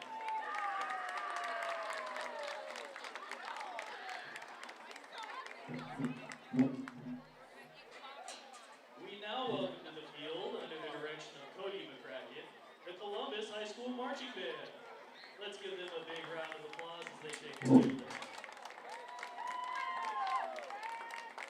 This year's halftime show includes hits from the 1960s. Their first song tonight is the 1964 hit by the Beach Boys, I Get Around.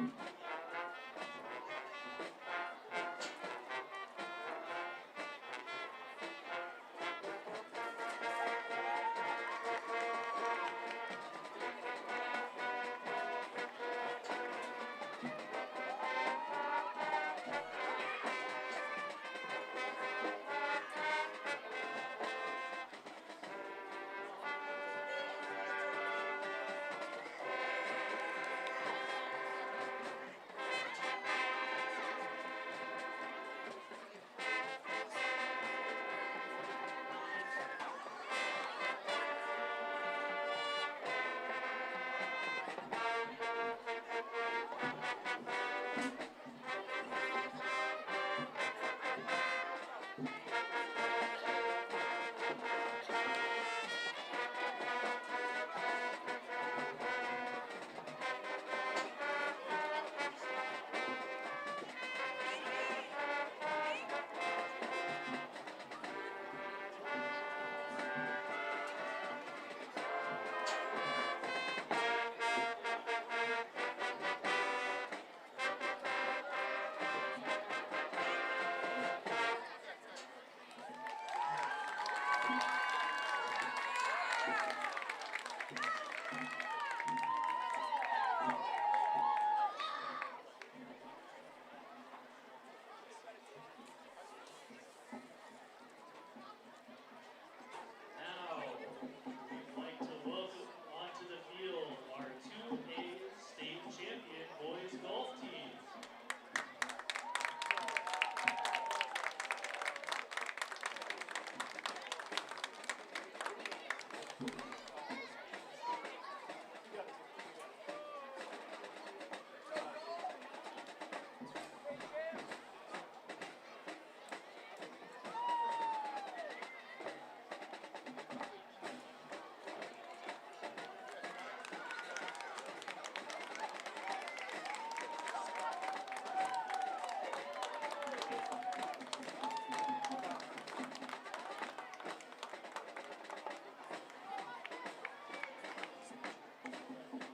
The boys varsity team went 72-7 last season, winning sectionals, districts, and claiming the 2A state title for the 2024-25 golf season.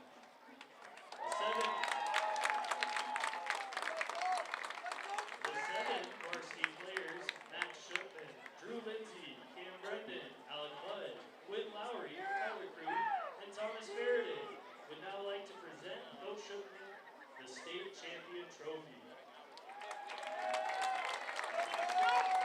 Congratulations to Columbus Catholic boys golf team.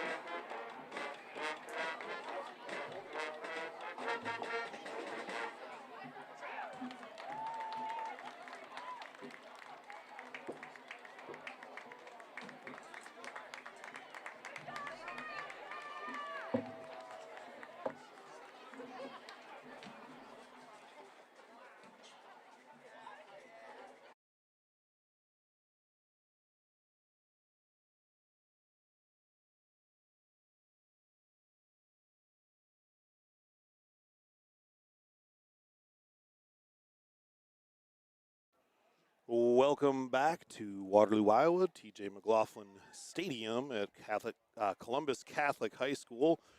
The Sailors are in a battle here, 13-6. Marcus Chelson here alongside Greg Staymeyer. Greg, talk to me a little bit about the first half and what the Sailors are going to need to do in the second half to pull this W out. We talked about earlier in the broadcast is defense. Defense is the name of the game. Union comes in with 33 points average per game, and right now we're sitting at 6. We keep that under 18. I think we can get another touchdown here and we win. Really just an exciting football game all around. Both teams really playing hard. You talked about defense there. Both teams coming up with some big fourth down stops. The Sailors turned the ball over on downs a couple times. Their defense forced a couple of turnover on downs and a lot of punts in that first half. And then Union got stout down at the goal line. Sailors just couldn't connect on a couple of passes on second and third down, and then stuffed on the fourth down. Really some really good defense there by Union, but these Sailors, they are coming to play tonight. What does the Sailor offense need to do here in the second half? They're going to start with the ball here shortly. I did like how they started first half, kind of run it down, and as we got deeper into that first half, you started seeing more deep balls thrown. Missed one of them, but you got Hosh and Nolan with some great catches today. Boy, Owen Hosh made a couple of one for a touchdown in the end zone where it kind of was a jump ball. Very similar jump ball situation down along the goal line on that last drive of the first half for the Sailors, and that's some exciting, fun stuff to watch. He can go up and get the ball, and Monty Robinson, the Sailor quarterback, is putting the ball in an area where he's given his receivers a chance to bring it down. He probably only missed one pass to Nolan on that last drive, but other than that, he's been throwing some good balls. I'd like to see some screen passes be a little more accurate. Other than that, we're playing a good first half. I also like the way Robinson on the rollouts is, if the ball is not there or if the coverage is, it's stepped in front of your receiver or such, he has been just fine with tucking the ball and rolling out, and he's scrambled for quite a few yards. So in my mind, he had the one pass sail high on him in the first half that got picked off. But, this is high school football. That kind of stuff's going to happen. That's what I would consider a physical mistake, right? Like that's just trying to make a play, throwing to an open man. The ball sailed on you a little bit, gets picked. He has played a very intelligent game this first half, really doing a nice job of taking care of the football, and thus the Sailors lead the turnover game. They've got 2 takeaways tonight and only coughed it up once. Yeah, good point about Amani. I think he's learning that throughout the season. As we go back to that Hudson game, he had a nice little rollout there in the end zone and threw it in double coverage. Now I think he's learning from his mistakes, and if it's not there, do not throw it. Yeah, he's definitely a kid many of these kids on Columbus that gets better and better every week. And we talked about it in pregame. I'm not sure the Sailors have played their best football this season coming into tonight, but it looks like so far they really are hitting their key blocks. They're opening up holes for running backs. I'm really excited to see. I wouldn't be surprised if Coach Schmidt keeps the ball on the ground in the second half. They've got some big road graders up front on that offensive line, and I believe they're going to try to wear down this Union defense. I agree. I don't think we played our best football yet. And you talk about that as a team as a whole, as health. This is only our second game healthy all season. That's a very good point. The Sailors were disseminated by injury early in the season. I think at one point, the game against Grundy, I think we had 6 or 7 starters sidelined with injury. They seem to be at full strength this evening. The final key component coming back last week, that would be Thomas Faraday, a big offensive and defensive lineman. And I'll tell you what, we've got Augie Trinan at center. You've got Stroh. You've got Clark. You've got Faraday. You've got Rudy Lind. I mean, these kids, a lot of these kids started as freshmen and sophomores. And now you are starting to see that pay dividends as that line is anchored by one senior in Humphrey, a couple of juniors, and a sophomore. So, I mean, really, really impressive to see what that offensive line has done this year. Yeah, nothing better than game experience. As these juniors and sophomores are getting this, they're just going to get better, especially if you go into next year. You talk about that O-line. it's not your typical O-line. I mean, these guys are just athletic boys. They're not your typical, I want to say, hogs that are just big, beefy boys. They're just going to push around. They're physical. They're athletic. They're big and they are strong. Very strong. has done I'm sorry, getting ahead of myself. Columbus has done an amazing job the last, I would say, 7, 8, 10 years in developing their strength and conditioning program. Nick Bellamy really started and kicked that off 6 or 7 years ago. And then they add Jed Smith, the strength and conditioning coach from UNI.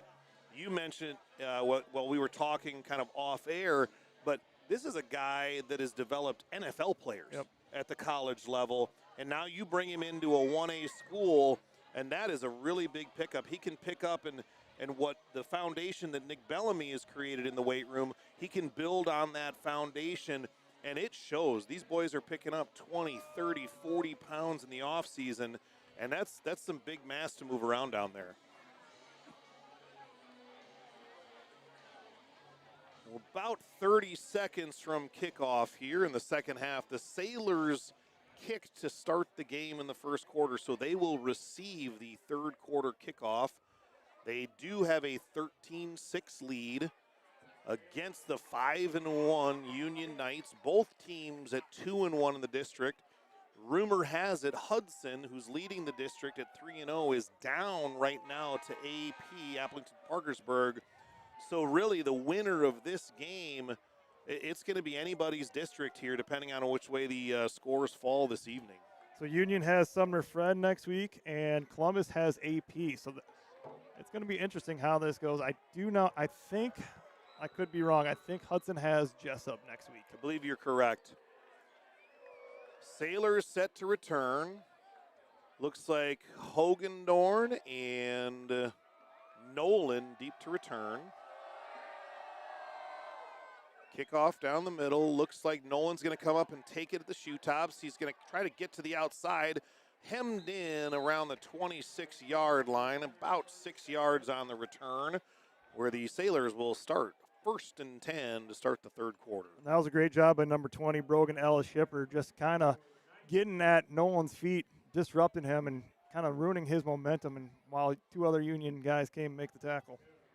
See what the Sailors do here on 1st and 10, if they're going to continue road grading on the ground or if they elect to go to the air and open up the offense a little bit. Both viable options for this dangerous Sailor offense. Robinson in the shotgun. Looks like he's going to hand it off to Schultz. Nice run up the middle, and they gash the Union defense for 11 yards from first down. That's a Sailor first down. I kind of looked like his run last week as Sumner Friend, just right up the middle, and boom, he was gone. Union did a good job collapsing there at that second level. I believe it was Humphrey, the guard, that opened up a nice hole on the left side. Just a really, really talented offensive line. A lot of strength, a lot of intelligence. Great blocking up front to open up the hole for Schultz. I believe an equipment malfunction there. One of the Union players has to go to the sideline, and they bring a substitute in. Not exactly sure what happened. It looks like they're working on his helmet, maybe a buckle or a chin strap coming loose there. So we did start on our 27. The last 3 drives before that, we started on our 27, 24, 24. Ended in a touchdown punt and just down at the 2-yard on turnover down. So hopefully we can get another good drive here. Robinson in the shotgun. Schultz in the backfield. Hand off to Schultz, off tackle, makes one man miss. Nice run. Looks like about an 8-yard gain on first down, and he's forced out of bounds. Boy, he made a great move in bouncing that outside and making a man miss. Oh, that was beautiful. Great shifty move there. Very nice run, and again, great blocking on that offensive line. Really nobody making first contact until 5 yards downfield. Sailors have it 2nd and 2 on their own 46. First drive of the second half, 11 minutes left in the third quarter. Robinson in the shotgun. Hands off to Schultz, another great run.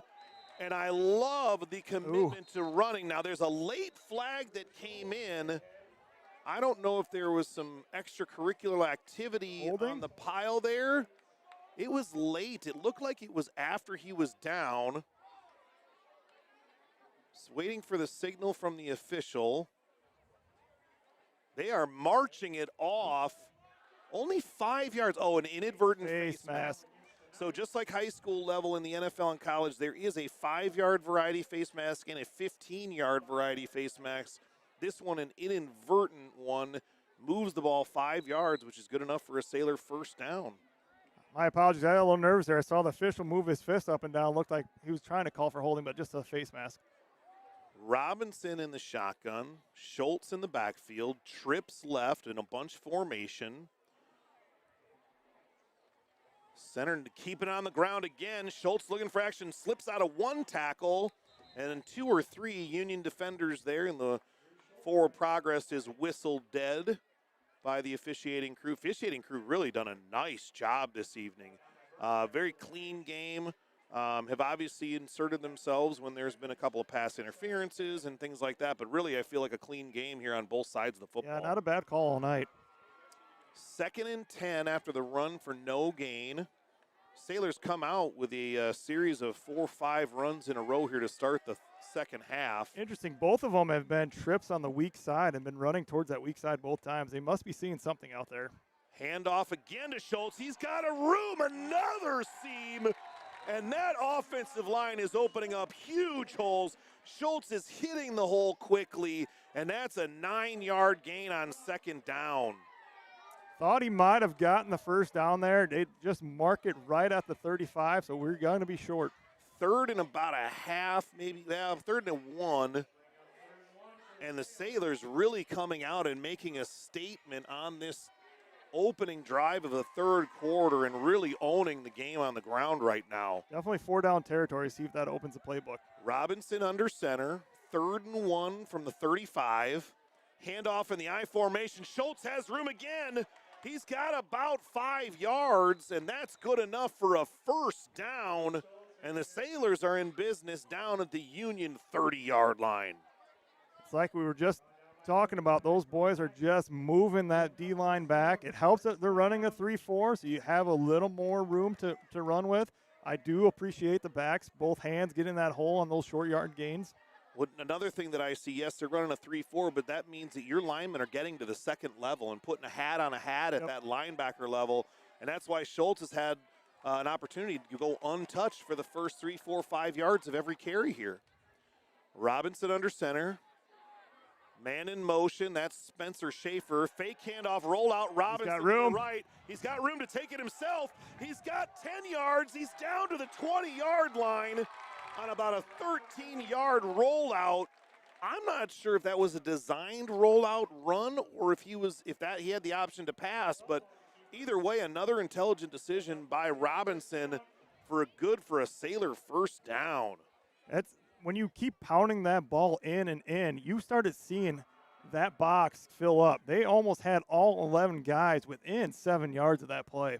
Great play call to stretch the defense to the outside. Like you said, everyone crashing to the middle, and Robinson keeps around the end to set up 1st and 10 from the 20-yard line.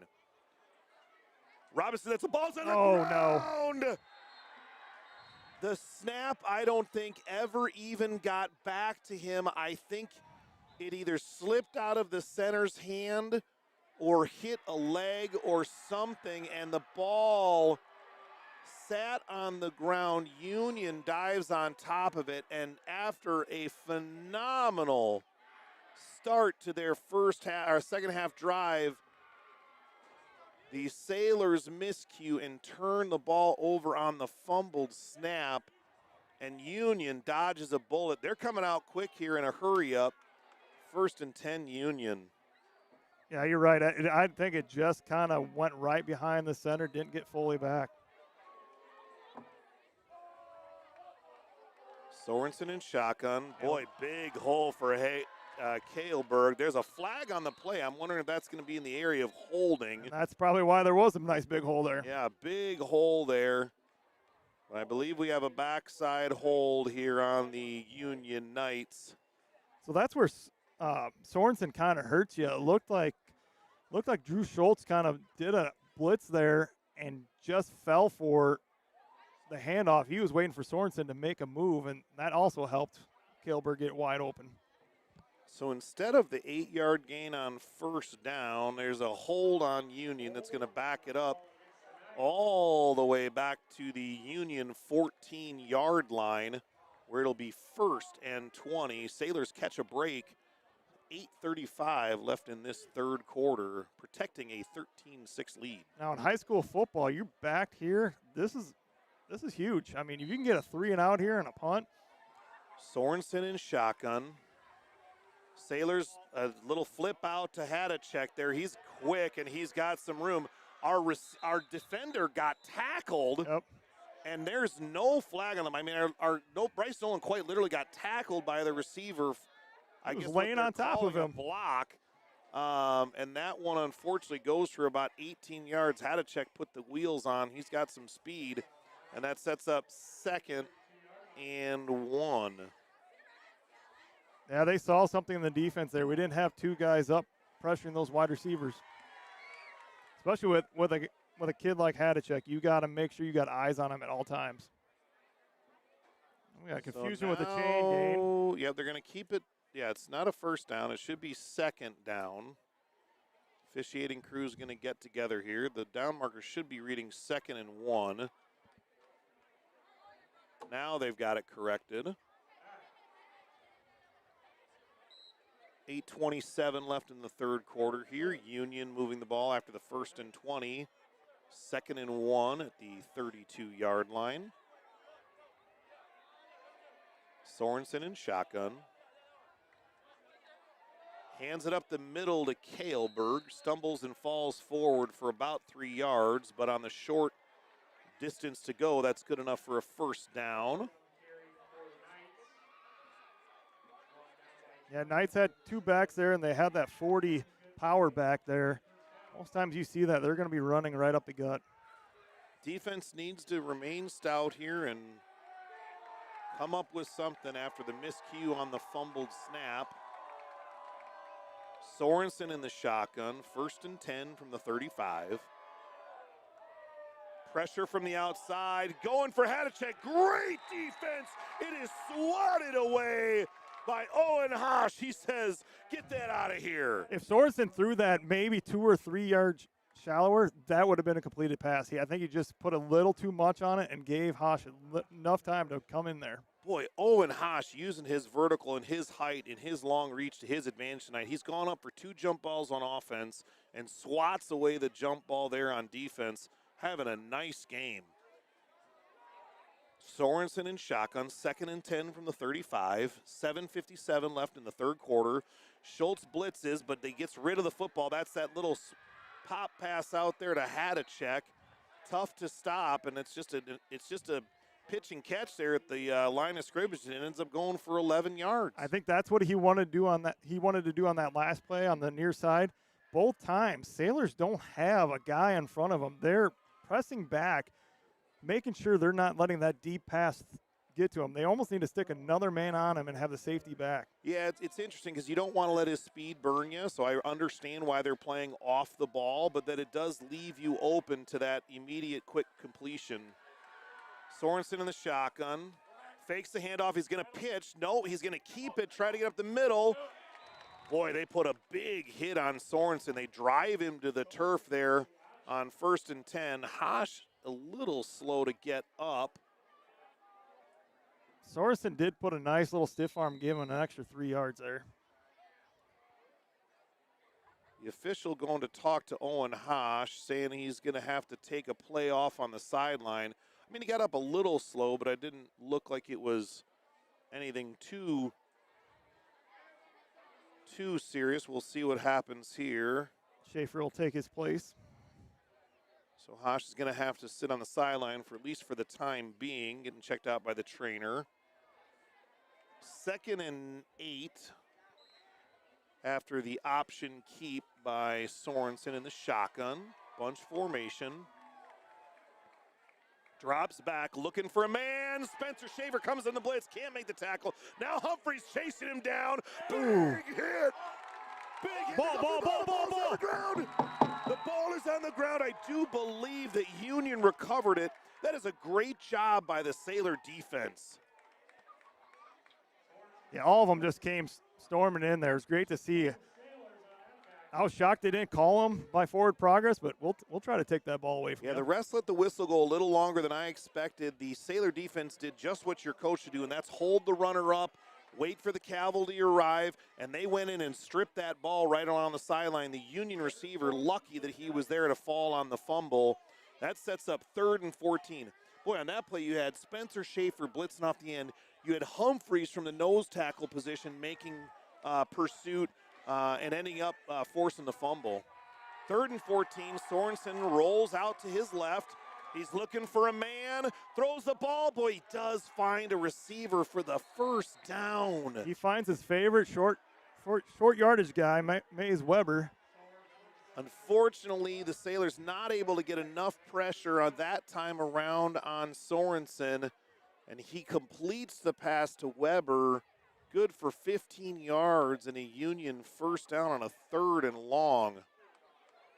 That's a great play call by Union. They bring 3 wide receivers out to the left, and it gives Sorensen the chance. Can I run it? Is there a guy open that's sitting open in there in the zone? 1st and 10 from the 41 of the Sailors. Sorensen in shotgun again. Rolling out, trying to pitch. Then he's got a pitch man there to Kaleberg. Boy, rumbling, bumbling, stumbling, and that is another Union first down. And Sailors need to stiffen up on D here. That's going to be 1st and 10 from the Sailor 27-yard line. Yeah, this is a nice drive by Union. They started at the 21-yard line, just slowly getting first down after first down. We've had a couple 3rd and 15s here that we weren't able to keep them out of there. A couple 3rd and long conversions hurting the Sailor D here, looking to get a stop. 1st and 10, protecting and clinging to a 13-6 lead in the 3rd quarter. Sorensen wants to go to the end zone. He throws deep, and that falls incomplete. The Sailors, that is a dangerous pass by Sorensen. The Sailors had great double coverage blanketed on the receiver there. Wasn't much there. I'm not sure that Sorensen really wanted to throw that one. Especially when you're down to the 27-yard line. It's not an open field anymore. Gets a little more congested down there. Don't know if we did say, but Owen Hush is back in the game. Great news for the Sailors with Hosh back on the field.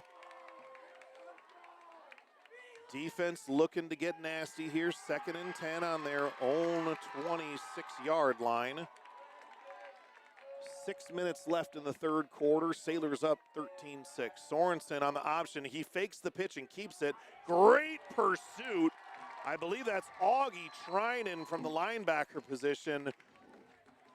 Great pursuit and brings Sorensen down for no gain. It's going to be 3rd and 10. That's just great game planning all week. Just, you know that option's coming. Your job is to make sure that running back doesn't get it, and then your fellow teammate is going to get the quarterback if he doesn't pitch it. Well, and the scout team never gets enough credit. You know that the scout team on the freshmen and sophomores are running that option against the first team D to give them looks and get them ready for Union. Sorensen in the shotgun, 3rd and 10. Big play for the Sailor defense here. Sorensen drops back, rolling, looking, rolling, scrambling, trying to rein him in. Boy, he slips through a couple of tackles. That's a really nice scramble. The Sailors not able to find him. He's a little slight back there at about 5'10" and just slipped through the line for about an 8-yard gain. And that's going to bring up 4th and short. I really thought Spencer Schaefer was going to get him. I don't know if he just slipped through his fingers. It was a great play call on defense. Brings up a huge 4th and 3 here on the Sailor 19-yard line. This drive started at the 21. 4th and 3, big play, pivotal play in the ball game here. Sorensen in the shotgun, Kaleberg in the backfield, drops back, looking for a man. Schultz has him in the backfield, and that is a sack. That is Owen Hosh on the outside linebacker blitz, and Sorensen is not able to squirrel away this time. That's a great timely called blitz. They didn't see him coming on that outside edge at all. Sailors get a huge stop on 4th down, selling out on the Owen Hosh blitz, who earlier in the drive was sidelined quickly with a minor injury, and he comes back on the field and gets a huge fourth down tackle for loss. Sailors take back over at their 30-yard line after the sack. Starting their 8th drive of the game, starting again on the ground. Looks like Drew Schultz stumbles forward for about 2 yards. I love the commitment to the run play. If not for that miscue on the snap, the Sailors likely come away with points down in that end of the field on their first play of the drive. Really, really looking impressive on the ground tonight. I didn't really have a negative play that last drive. Looks like 3 yards on that carry by Schultz brings up 2nd and 7, the Sailor 33. Robinson under center. 2 wide with a wingback. Handoff again. That time, Union is stacking the box. Great pressure by the Knights there. Yep, nice penetration there. About a 1 yard loss will bring up 3rd and 8.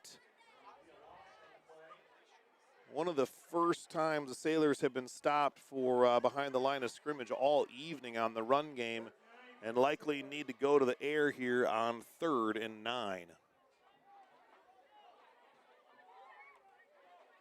Plenty of time on the play clock here, about 16 seconds. Sailors come to the line. 3rd and 9. 4 wide. Robinson in the shotgun. Drops back, looking for a man. He's going to keep it up the middle. Great run. And that's either a beautifully designed draw or a great decision by Robinson, who sees a wide open midfield, and he gets forward for 11 yards, and that's a Sailor first down. I was watching that defense. They didn't have anyone that far back, so it looked like as the wide receivers went out, all the D-backs went with them, had their backs turned, and it was easy for Amani just to run. Great run by Robinson. He's had a couple of big runs in key situations, and none bigger than that one on 3rd and 9 to bring up a Sailor first down. Robinson under center, I formation. Handed to the tailback, Schultz up the middle, dances, makes a cut.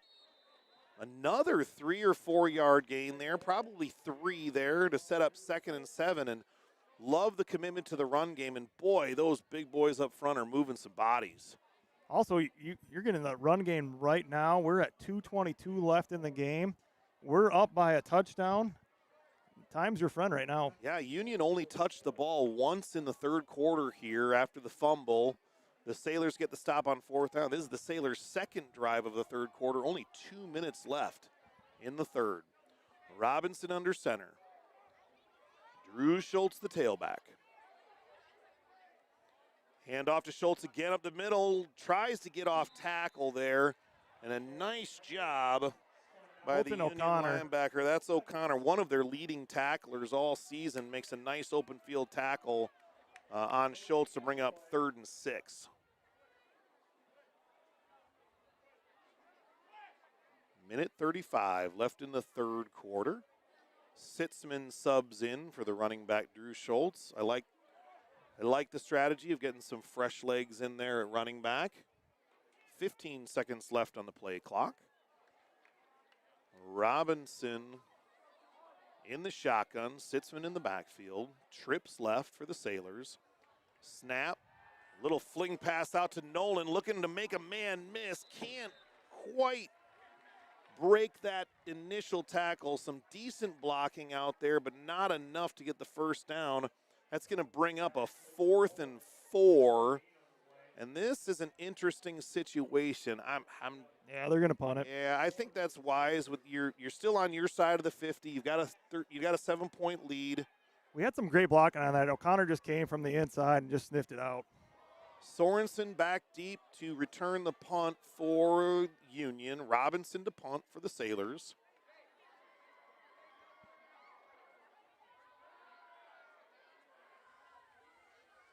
Good snap. Robinson, good, nice end-over-end kick. Sorensen takes it at the 20. That's a block in the back.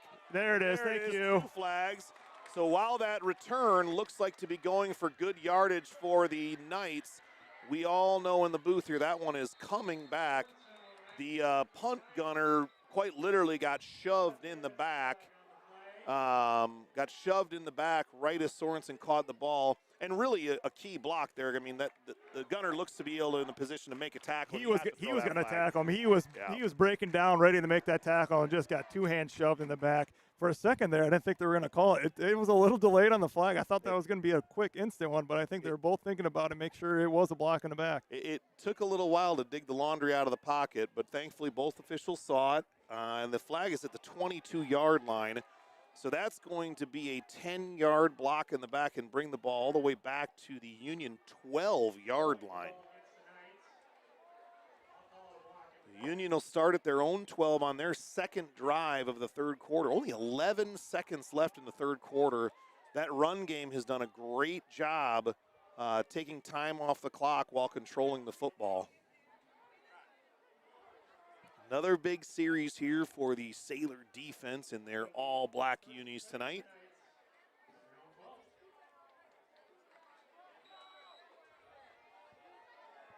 Union comes to the line.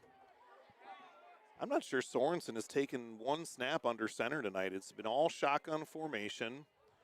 Handles the high snap, looking to throw. There's nobody there. Makes one man miss, tries to get some yardage, and he pays the price. Does come away with a 5-yard gain, but he is hit hard in the middle of the field by a couple of Sailors. Yeah, you talked about Sorensen not going under center. I think only once last week against Hunts, and he went under center once, and they actually brought a tight end. That was just down in the goal line. So that is the end of the third quarter. Sailors defending a 13-6 lead. There's a break on the field, and we're going to take a break in the booth. We'll be right back with the final quarter.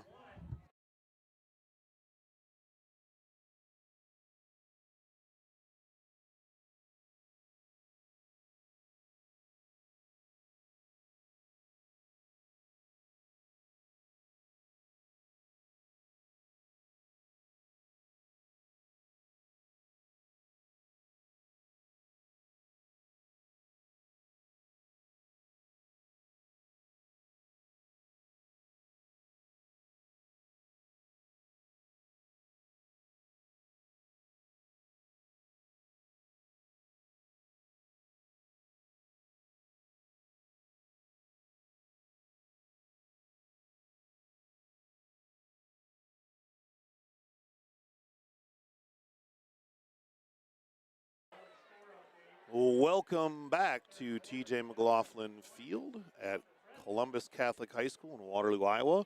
The Sailors defending a 13-6 lead at the start of the fourth quarter. After the block in the back penalty on the punt and the 5-yard run by Sorensen, the Union will have it 2nd and 5 on their 17-yard line. 2nd and 6 on their 17. 2 receivers left, 1 receiver right. Sorensen drops back, quick pass. Boy, what a great job. That is number 44. Unfortunately, our program, Stroh is in number 44 this evening. Did he change his uniform? Did something happen at halftime? Get a little blood on it? No, he's been in 44 all night. Usually he's number 53. It must be the black jersey tops. Sometimes they have to change the jersey numbers around from the program. So it's Parker Stroh with an amazing batted down pass there to bring up 3rd and 6. Sorensen drops back, looking. Now he's throwing, completed to a short receiver there, and he dropped the ball.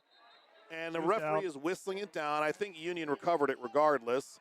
But that is good enough. The Union Knights convert another 3rd down on a nifty little pass by Sorensen. Sorensen was looking for Hadachek right away, but he does a great job surveying the field and picked up Holden Kraft there on the catch. Yeah, Hogendorn and Nolan really doing a phenomenal job at the corner position, locking down the Union receivers. Looks like a handoff up the middle. Maybe got a yard. Boy, the Sailors are aggressive on defense. They are ripping at the football. I wouldn't be surprised if we end up with what happened here. Now we have some shoving and pushing. Union is clapping their hands. I'm wondering if Emotion didn't get the best of the Sailors here in the pile. And it looked like there was a late shove, unsportsmanlike conduct against the Sailors. And that's where you got to be careful, because I believe in high school, if you get a second one of those, you're ejected from the football game. So, and you got to be smart of that. You're up 13-6, fourth quarter. Haven't had a home win in, 2 years? You got to keep your cool. So that 15 yards benefits Union greatly, and that brings the ball all the way out to the 44-yard line. We'll have it 1st and 10, looking to dig into this 13-6 Sailor lead. 11:25 left in the ball game.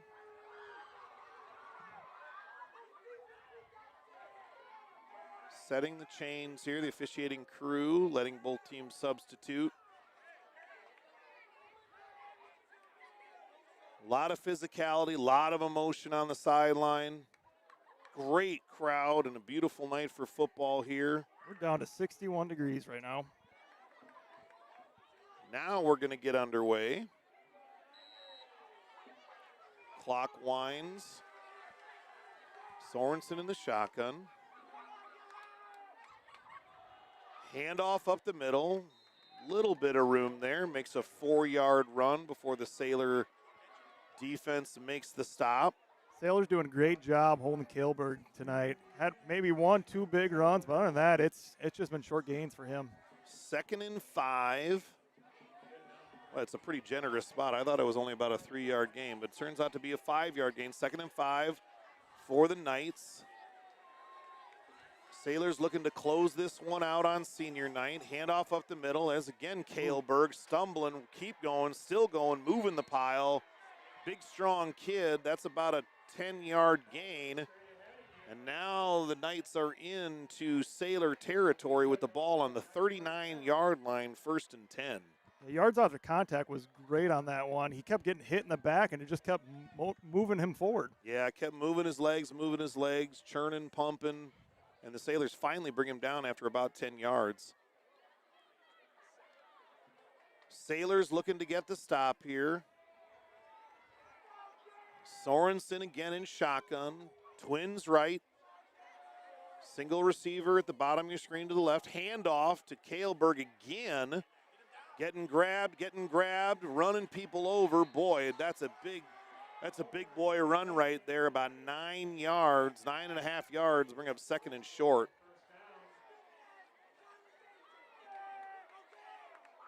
So the Sailors getting a taste of their own medicine on the ground game. Sailors have really controlled the tempo in the second half here, and Union trying to do the same on their second drive of the half. Sorensen in shotgun. Again, handoff up the middle to Kailberg. Nice job collapsing from the backer position, but that is enough for the 1st down. Be 1st and 10 from the 28. Of course, I said we did a great job containing, and 2 runs before that were nice 10-yard gains by Kailberg. I feel like you jinxed us a little bit there. So Sailors are really looking to stiffen up here.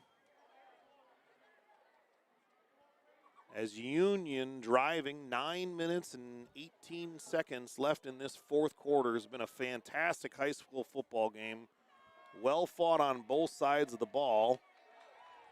Sorensen in the shotgun, 1st and 10. He's gonna fake it. He's gonna throw the ball, and it is dropped by Hadacek. That is a beautiful thrown ball by Sorensen, and had to check speed. I think it was just a little too much on his back shoulder to bend back and try to catch it, but I thought that was a touchdown. Well, it was one of those where he kind of put himself in the position where he's kind of doing that center fielder directly over the top of his head, and that's a tough catch to bring in. He had the corner beat by a couple of steps, and the Sailors dodge a bullet with the incompletion. 2nd and 10 from the Sailor 29. And maybe he hurt himself. He's getting stretched out right now, Sorensen, had to check on the sideline. Sorensen hands off a big Ooh, hole there. Oh, boy. A great open field tackle by Amani Robinson, the safety and Sailor quarterback. That was a touchdown saver. Kailberg came through the line untouched. And Robinson saves the touchdown with a beautiful open field tackle at the 14-yard line. 8:50 left in the game, 13-6 Sailors. 1st and 10 Union on the Sailor 14-yard line. He's going to hand off up the middle to Kaleberg. Another big hole there, but he's met by 2 Sailors, Trinan and Stroh, 2 of the Sailor leading tacklers on the season. It's been Kaleberg all this drive. And it's that 6 yards and good for 2nd and 4 down to the Sailor 7-yard line, and the Sailors are running out of real estate at their backs. It might help us now. I mean, we don't have the deep ball we have to worry about. Look to see if he can stack the box. The Sailors do bring in a 4th down lineman. Now they're running the 4-4. I say, watch out for Sorensen. Twins right. Sorensen hands off to Kaleberg, and a nice job stuff for no gain. And that'll bring up a 3rd and 4 on the Sailor 7-yard line. There's that 4-4 from last week. Just tough run defense. And that's why it gets so hard to score in the red zone, is because the defense, like you said, doesn't have to worry so much about the deep ball, and you can afford to stack the box a little bit. That's a lot of human mass down there with Faraday, Lind, Humphrey, big linemen for the Sailors. 3rd and 4. Tight formation, 3 men in the backfield. Sorensen keeps it. He's got a seam. He is down about the 1-yard line, but that is good enough for a 1st down. And Union is going to have it 1st and goal on the 2. Hopefully we get a little deja vu from the end of the first half here. Sailors looking to pull out a stout defensive play here. A little bit of a hurry-up offense. Sorensen takes the ball, same play, run up the middle, and he is met, and he falls forward for the touchdown. So the Knights do what the Sailors couldn't from the goal line and power it in for the touchdown. It is 13-12, and I wonder if the Knights are going to kick it or go for the win here. They are kicking it. At least it looks like they're lining up for the kick anyway. It was blocked last time on this end. Snap, hold, kick. It is good, and we have a tie ball game, 13-13. 6:53 left in the 4th quarter. And the Sailors will get the ball back, looking to regain the lead. There's a breakdown on the field, and we are going to take a break in the booth. We'll be right back.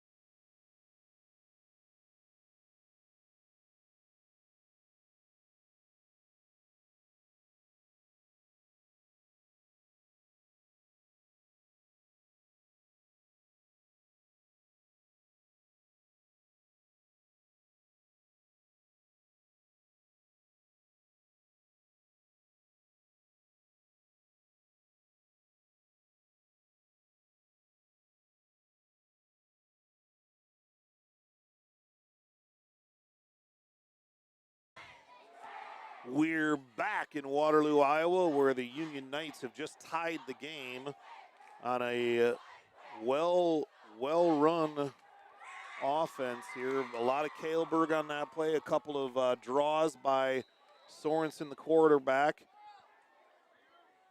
Sorensen, 2 touchdown runs this game. Hogendorn and Nolan back deep to receive. And the Union kick is away. Line drive kick to the middle of the field. Nolan makes a nice catch at the 15. He's out to the 25, to the 30. It's at the 35, the 40. Takes a big hit at about the 41-yard line. He might have actually delivered a bigger hit than he took there. One of the Union guys ended up on his butt. A nice return all the way out to the 41-yard line by Bryce Noland. Great blocking. Way to see the hole there. He's shaken up a little bit on the play. He's going to stay on the sideline for the start of this offensive series.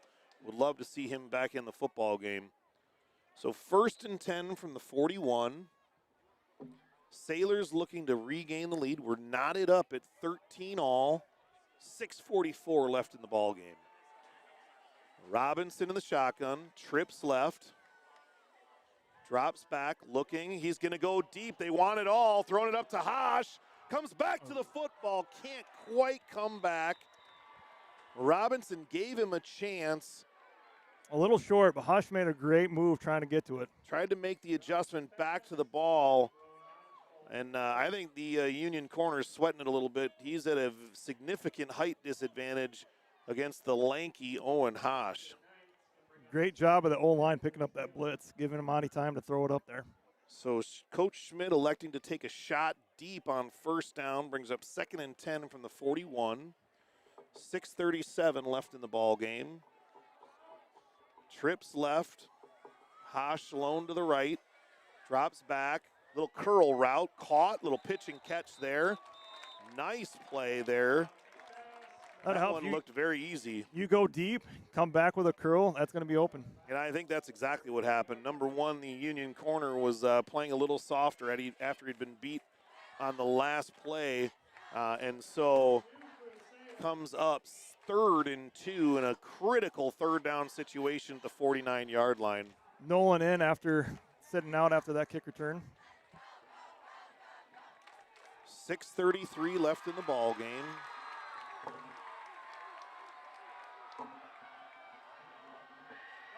Robinson powering forward on the run to the right. That is a beautiful conversion. I was wondering if they were going to call that. They had 7 guys in the box, but this time Amani just went to the right side, found a nice little gap there, and just powered his way through for a 1st down. Big, strong kid ran through a couple of kids there to pick up the 1st down. Interesting note, it is Isaac Sitzman in at running back. He's played a lot of running back for the Sailors, but Drew Schultz looks to be nursing some cramps on the sideline, and we'll see how that impacts the ball game. Robinson under center, hands off to Sitzman, finds a hole, nice job. Hits the hole quickly. The ball is out. Let's see what the officiating says. It sure looked like he was down. Waiting for a signal. And it looks like Sailors are going to retain possession after the 4-yard run by Isaac Sitzman. I think he was well down, and the ball just came out afterwards. And I'm glad that was a handoff. Holden Kraft was just coming on the outside there. If there was a pass, Amani was just going to get hit right in the back. 2nd and 7 from the Union 42. 5:40 left in the ball game. Robinson in shotgun. Sitzman in the backfield. Robinson's going to keep it behind a pulling Owen Hash, and just nothing there. Good pursuit from the backside on Union. I like the play, just a little bit better executed on the defensive side than the offensive side. It's going to bring up 3rd and 7 with 5:14 left in the ball game. Looks like Amani has some equipment issues there. That piece of his uniform We hanging do have down on 3 his arm. timeouts. We're at 20 seconds on the play clock. A tight game, you hate to have to use a timeout on an equipment malfunction, but it looks like that might be what they have to do. There's already 10 seconds left on the play clock. You hope that having to use that timeout doesn't come back to hurt you here in a really, really close ball game. The Sailors take the timeout. We're tied at 13 all, and we're going to take a quick break and be right back.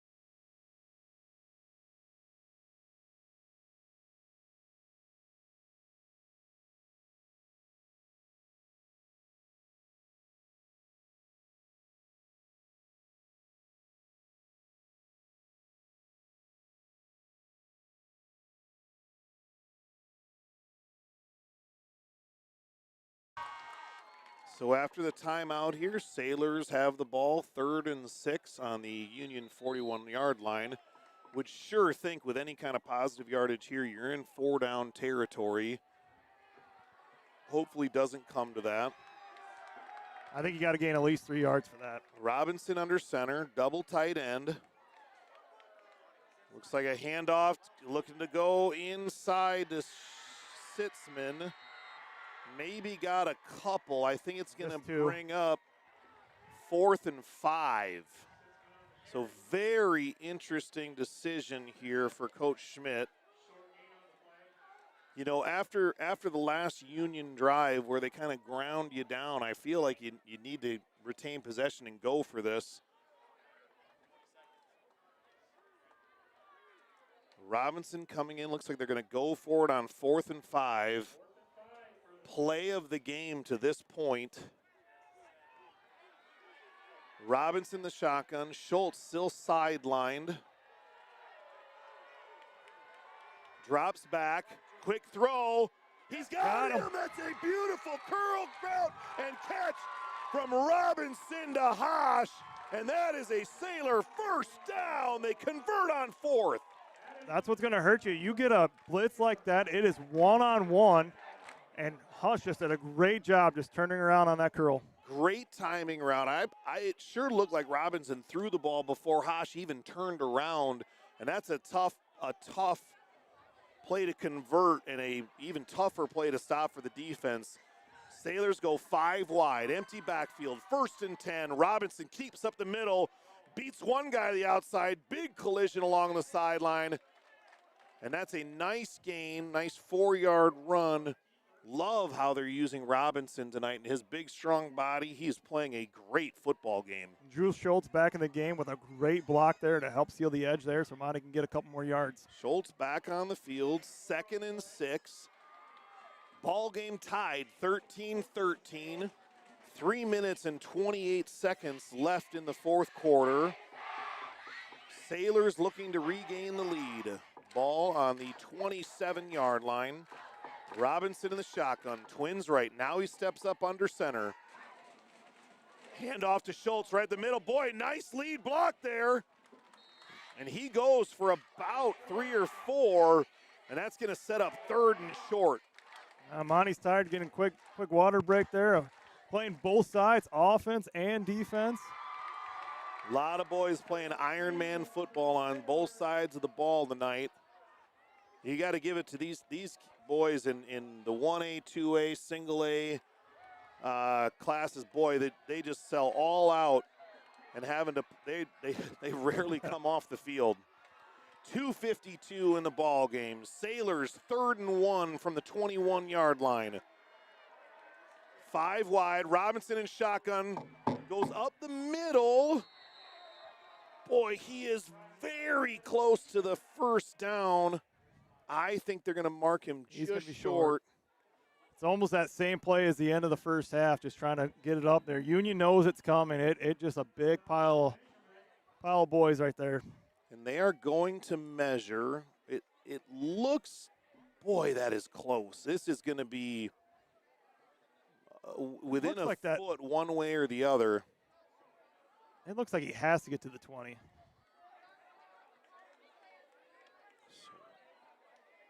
Wait with anticipation here for the measurement. Ooh. They stretch the chain. The chain looks like it's got a little bit of elastic in it, and they stretch it. And we are going to have 4th and about a foot here and another play of the game here. Sailors obviously going for it. 2:25 left in your ball game, tied 13-13 in a battle of 2-1 division records between Union and the Sailors. Now we have a timeout on the field, and Union wants to talk about the defensive strategy here. We will take a quick break, and we'll be right back with 4th down.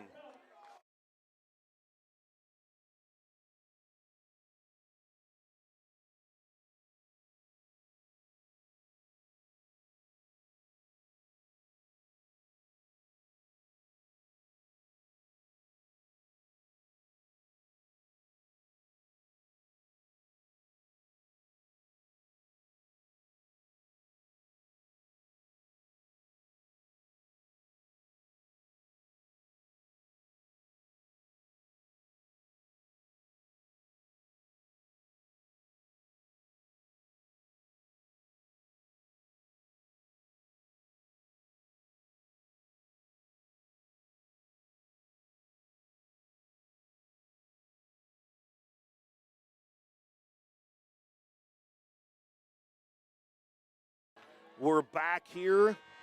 4th and about a foot for the Sailors. Big drive here. Robinson under center, I formation. Quarterback sneak, he's going to keep He's it. gonna get it. Looks like he got across the 20-yard line. That's going to be a first down for the Sailors. Clock's at 2:16. They'll wind up Looks like there's once a they big get the. pile up. And now we get the indication finally. I don't like the fact that Faraday is limping coming back to the pile there. Looked like he tweaked an ankle there, so hopefully he's okay. Looks like he's going to stay in the game. 1st and 10.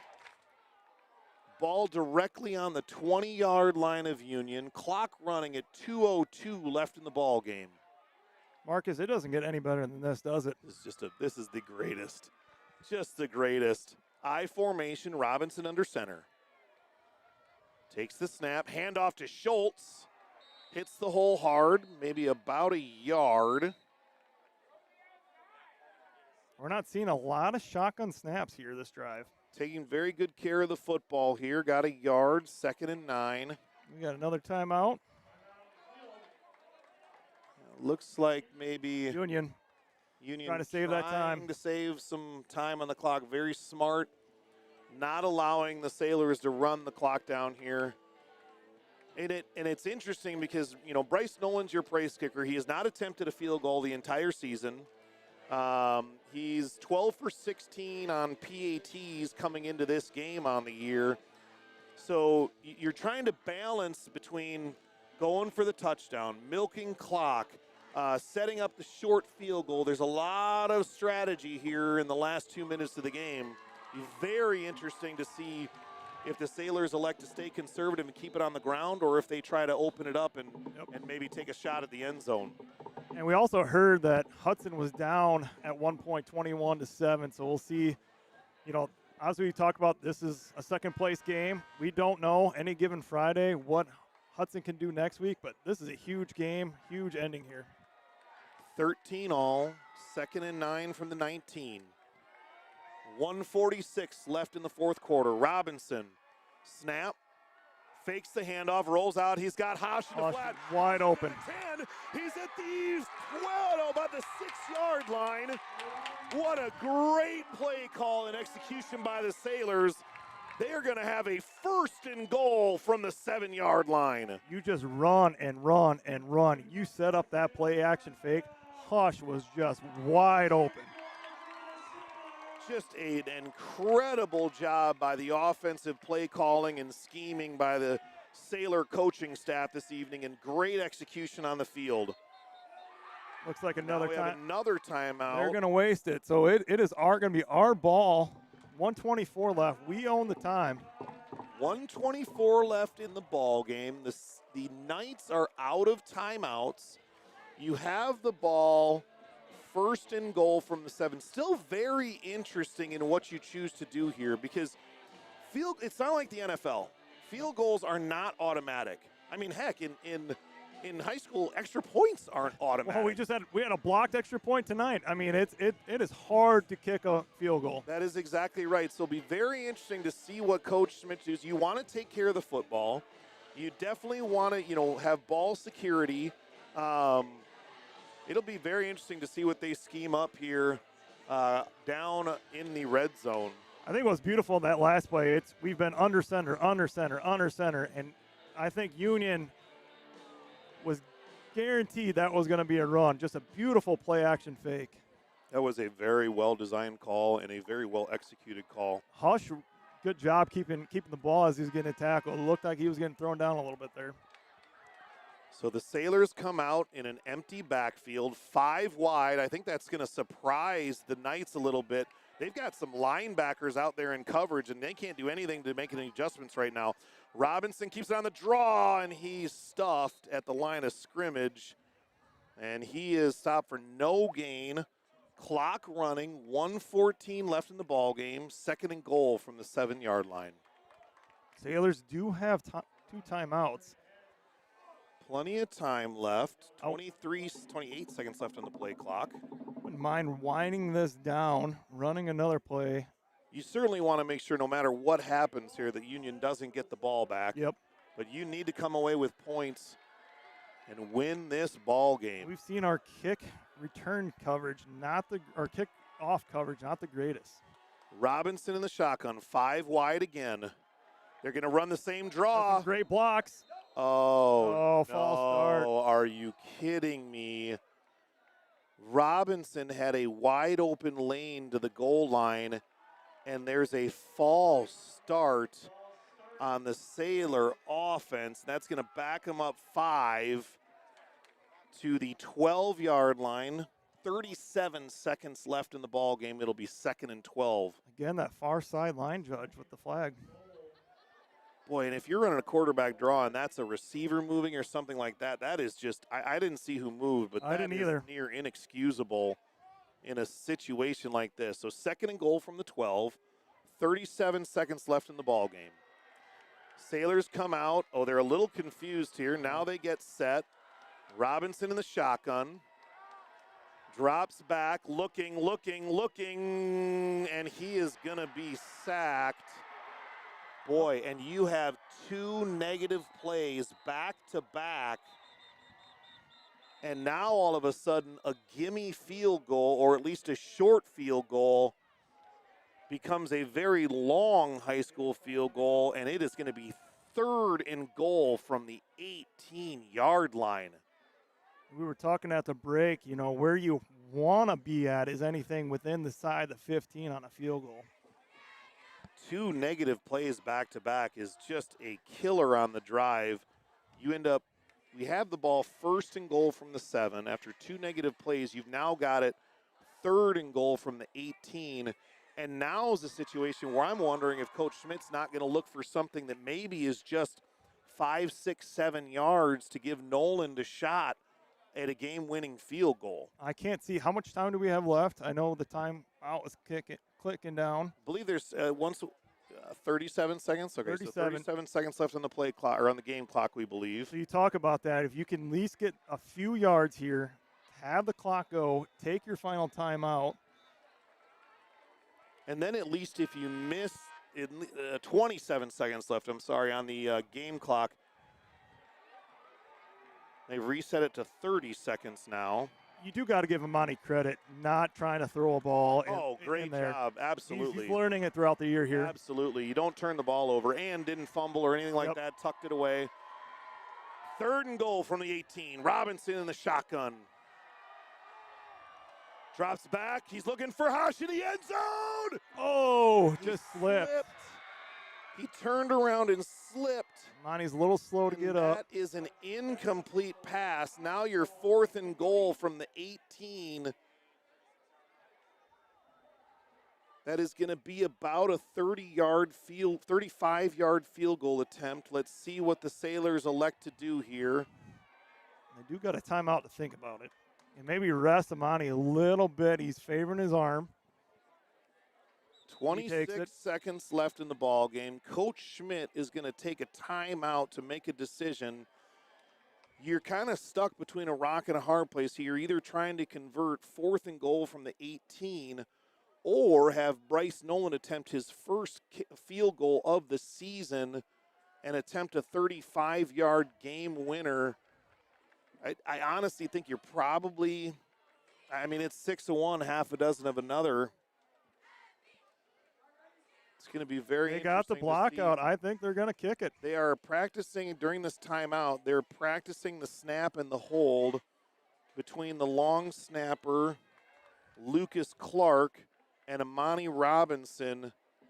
So it looks like they might attempt the game-winning field goal here.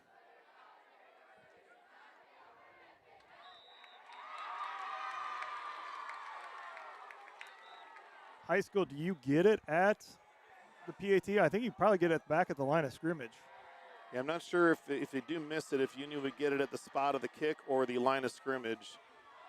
Either way, Noland to attempt his first field goal of the season. 26 seconds left, 13-13. Oh, we got a late substitution. I always get Faraday in there to block. Good call. Snap, hold, kick is up. Just wide. Oh, it is good. It's- Oh. There's a flag. There is a flag on the play. Roughing the kicker. Was Nolan run into on the kick? Let's see.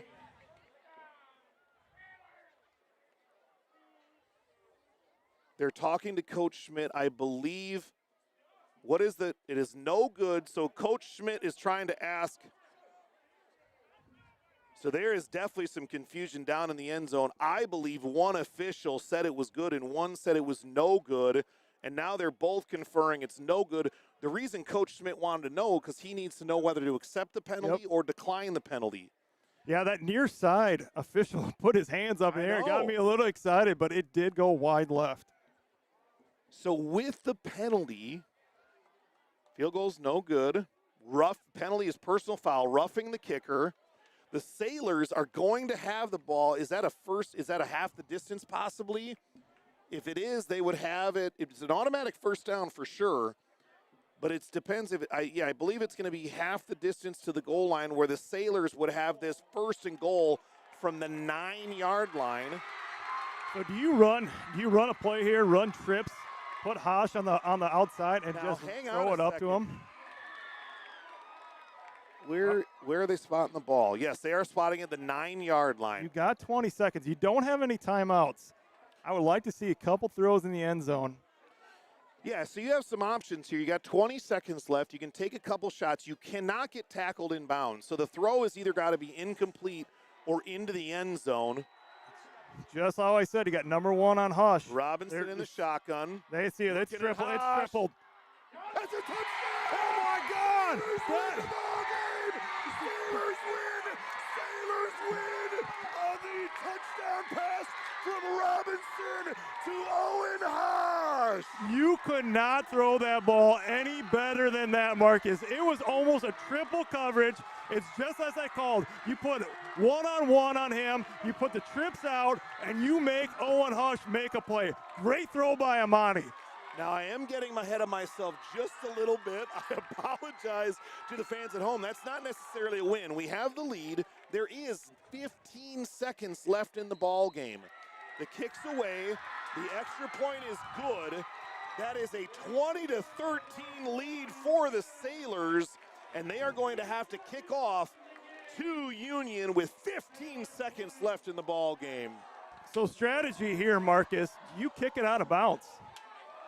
With kind of our kick Yes. return coverage we've done this year. And I would agree. I think you almost kicked the ball. Well, I don't know if you kick the ball out of bounds or you squib it. And just, I mean, that certainly one don't kick wanna give that them Nolan anything to did return. earlier today where it just landed right there at that 20-yard line, bounced up.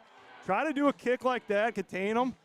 But, man, we can't let them score here on a kick return. I will say kick coverage has been a concern of the Sailors this season. So it'll be very interesting to see how they elect, if they elect to kick it straight out of bounds, if they elect to squib it or do the sky kick towards the sideline. Sailors up 20-13 on senior night, looking to move to 3-1 in the district. Amani and Owen are going to sleep well tonight after that catch. That was just beautiful. Really a really outstanding game by Robinson tonight. One of the best performances of his career here at Columbus. And they've got, it looks like a few more starters out on the kick coverage team. Now I see Robinson out there, Schaefer, Hosh, Parker Stroh, Hagendorn, Sarda. So quite a few of, see Schultz and Sitzman. Nolan does squib it. It's fielded by 55. There you go. That is Yep, take knee. exactly who you want to pick the ball up. Clock operator didn't start right away, but did give us about a second after he fell down. So that was about the right Well, time. I mean, the clock's supposed to start when he touches the ball. It though, not did. when It didn't. It didn't. It Okay. did not. Gotcha. No. Gotcha. But it did run about a second after he took a knee to the ground. So it's about right. You got 13.8 seconds. It looks like they are going to talk about, I'm going to guess they're talking about the clock right now. So the ball on the 38-yard line.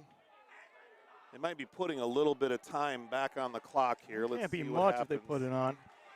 Sorensen can throw it deep. Hadachek's on trips down there. I'm surprised we don't have some guys deeper in prevent Yeah, defense. I agree. We've got I don't like everybody that. within 20 yards of the line of scrimmage. I would think we'd have some guys deeper in the secondary here. There's no timeout, With so only- if you can get them to tackle them, play deep, you got to wait for that change Boy, I to would set. sure like to see our guys set up a little deeper here. Sorensen in the shotgun, 5 wide. Monty's moving back a little bit now. Put a little pressure. Little short we'll take pass to Hadachek. They do get the completion with 10 seconds left in the ball game. And They're this is just trying to move yourself into a position where you can reach the goal line on a deep Hail Mary. And this is a little different than the NFL and college. You can give up these little bend don't break passes. It's not gonna hurt you. Time is just clicking right now with 10 seconds left. 10 seconds left. 2nd and 7. Ball on the 42-yard line. Sailors up 20-13. Sorensen drops back. Looking to let it launch. He's going to run. He's got some room and gets out Don't of hit bounds. him. No penalties. Good job holding up on the defense. He's going to be out of bounds at the Sailor 46-yard line. He hasn't done that a lot. I've seen other games where he just waits and runs. Sailors have done a great job defensively containing him on those deep lookouts. 4.1 seconds remaining. More than likely the last play of the game, unless they decide to do another little quick, 5-yard dump and out of bounds.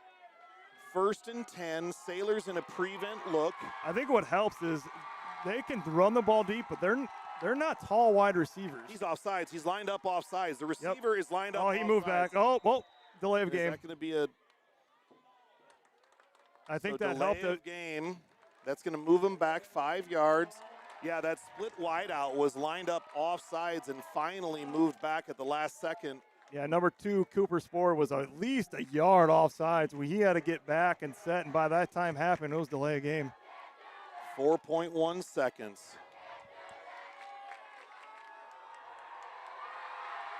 Sorensen in the shotgun.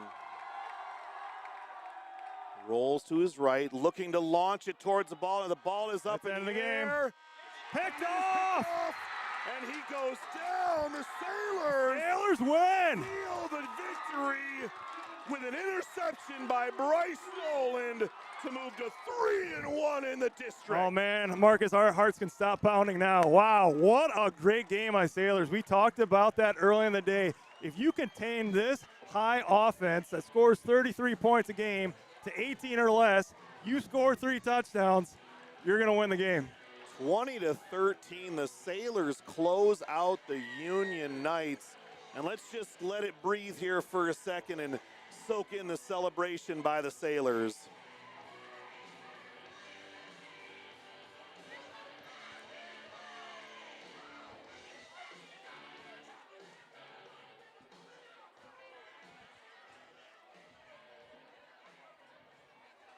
I'd like to thank all of you for joining us this evening. Marcus Chelson alongside Greg Staymeyer, our wonderful Brandon Bolin from B2 Productions with all the fantastic production.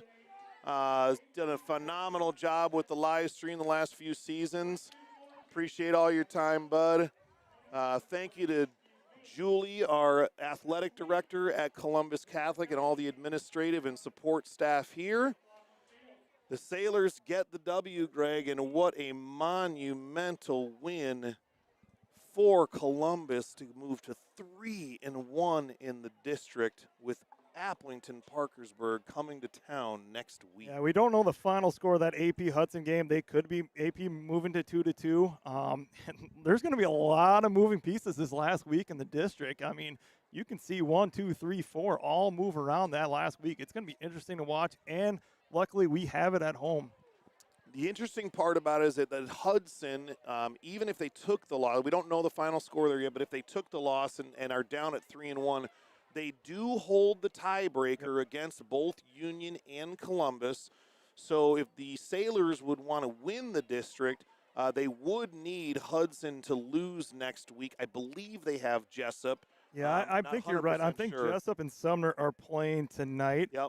So we do need a win out of Jessup to take that top spot. Yep. But first things first, we got to win next week. Regardless, it looks like the Sailors are securely in second place in the district and really could secure either a first or second place finish in the district with a win next week at AP. And like we talked about earlier, a first or second place finish in the district is good enough for a home playoff football game, which really is monumental when you're talking about high school football. Luckily, I got some friends listening tonight. It is a 27-14 AP. I just got a text message. So Hudson did go down.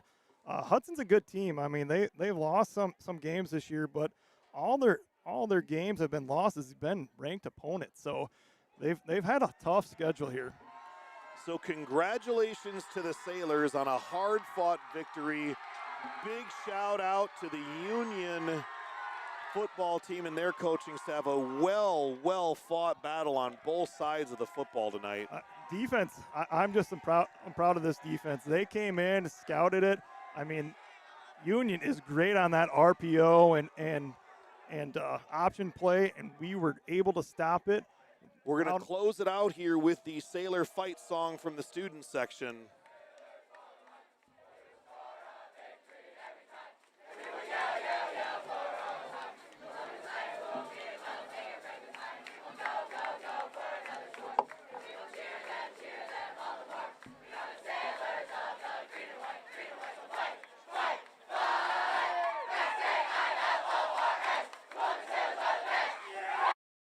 Thanks for tuning in, folks. My name is Marcus Chelsea alongside Greg Staymeyer. Tune in next week where the Sailors take on Appleton Parkersburg here in Waterloo, Iowa. We'll see you next week.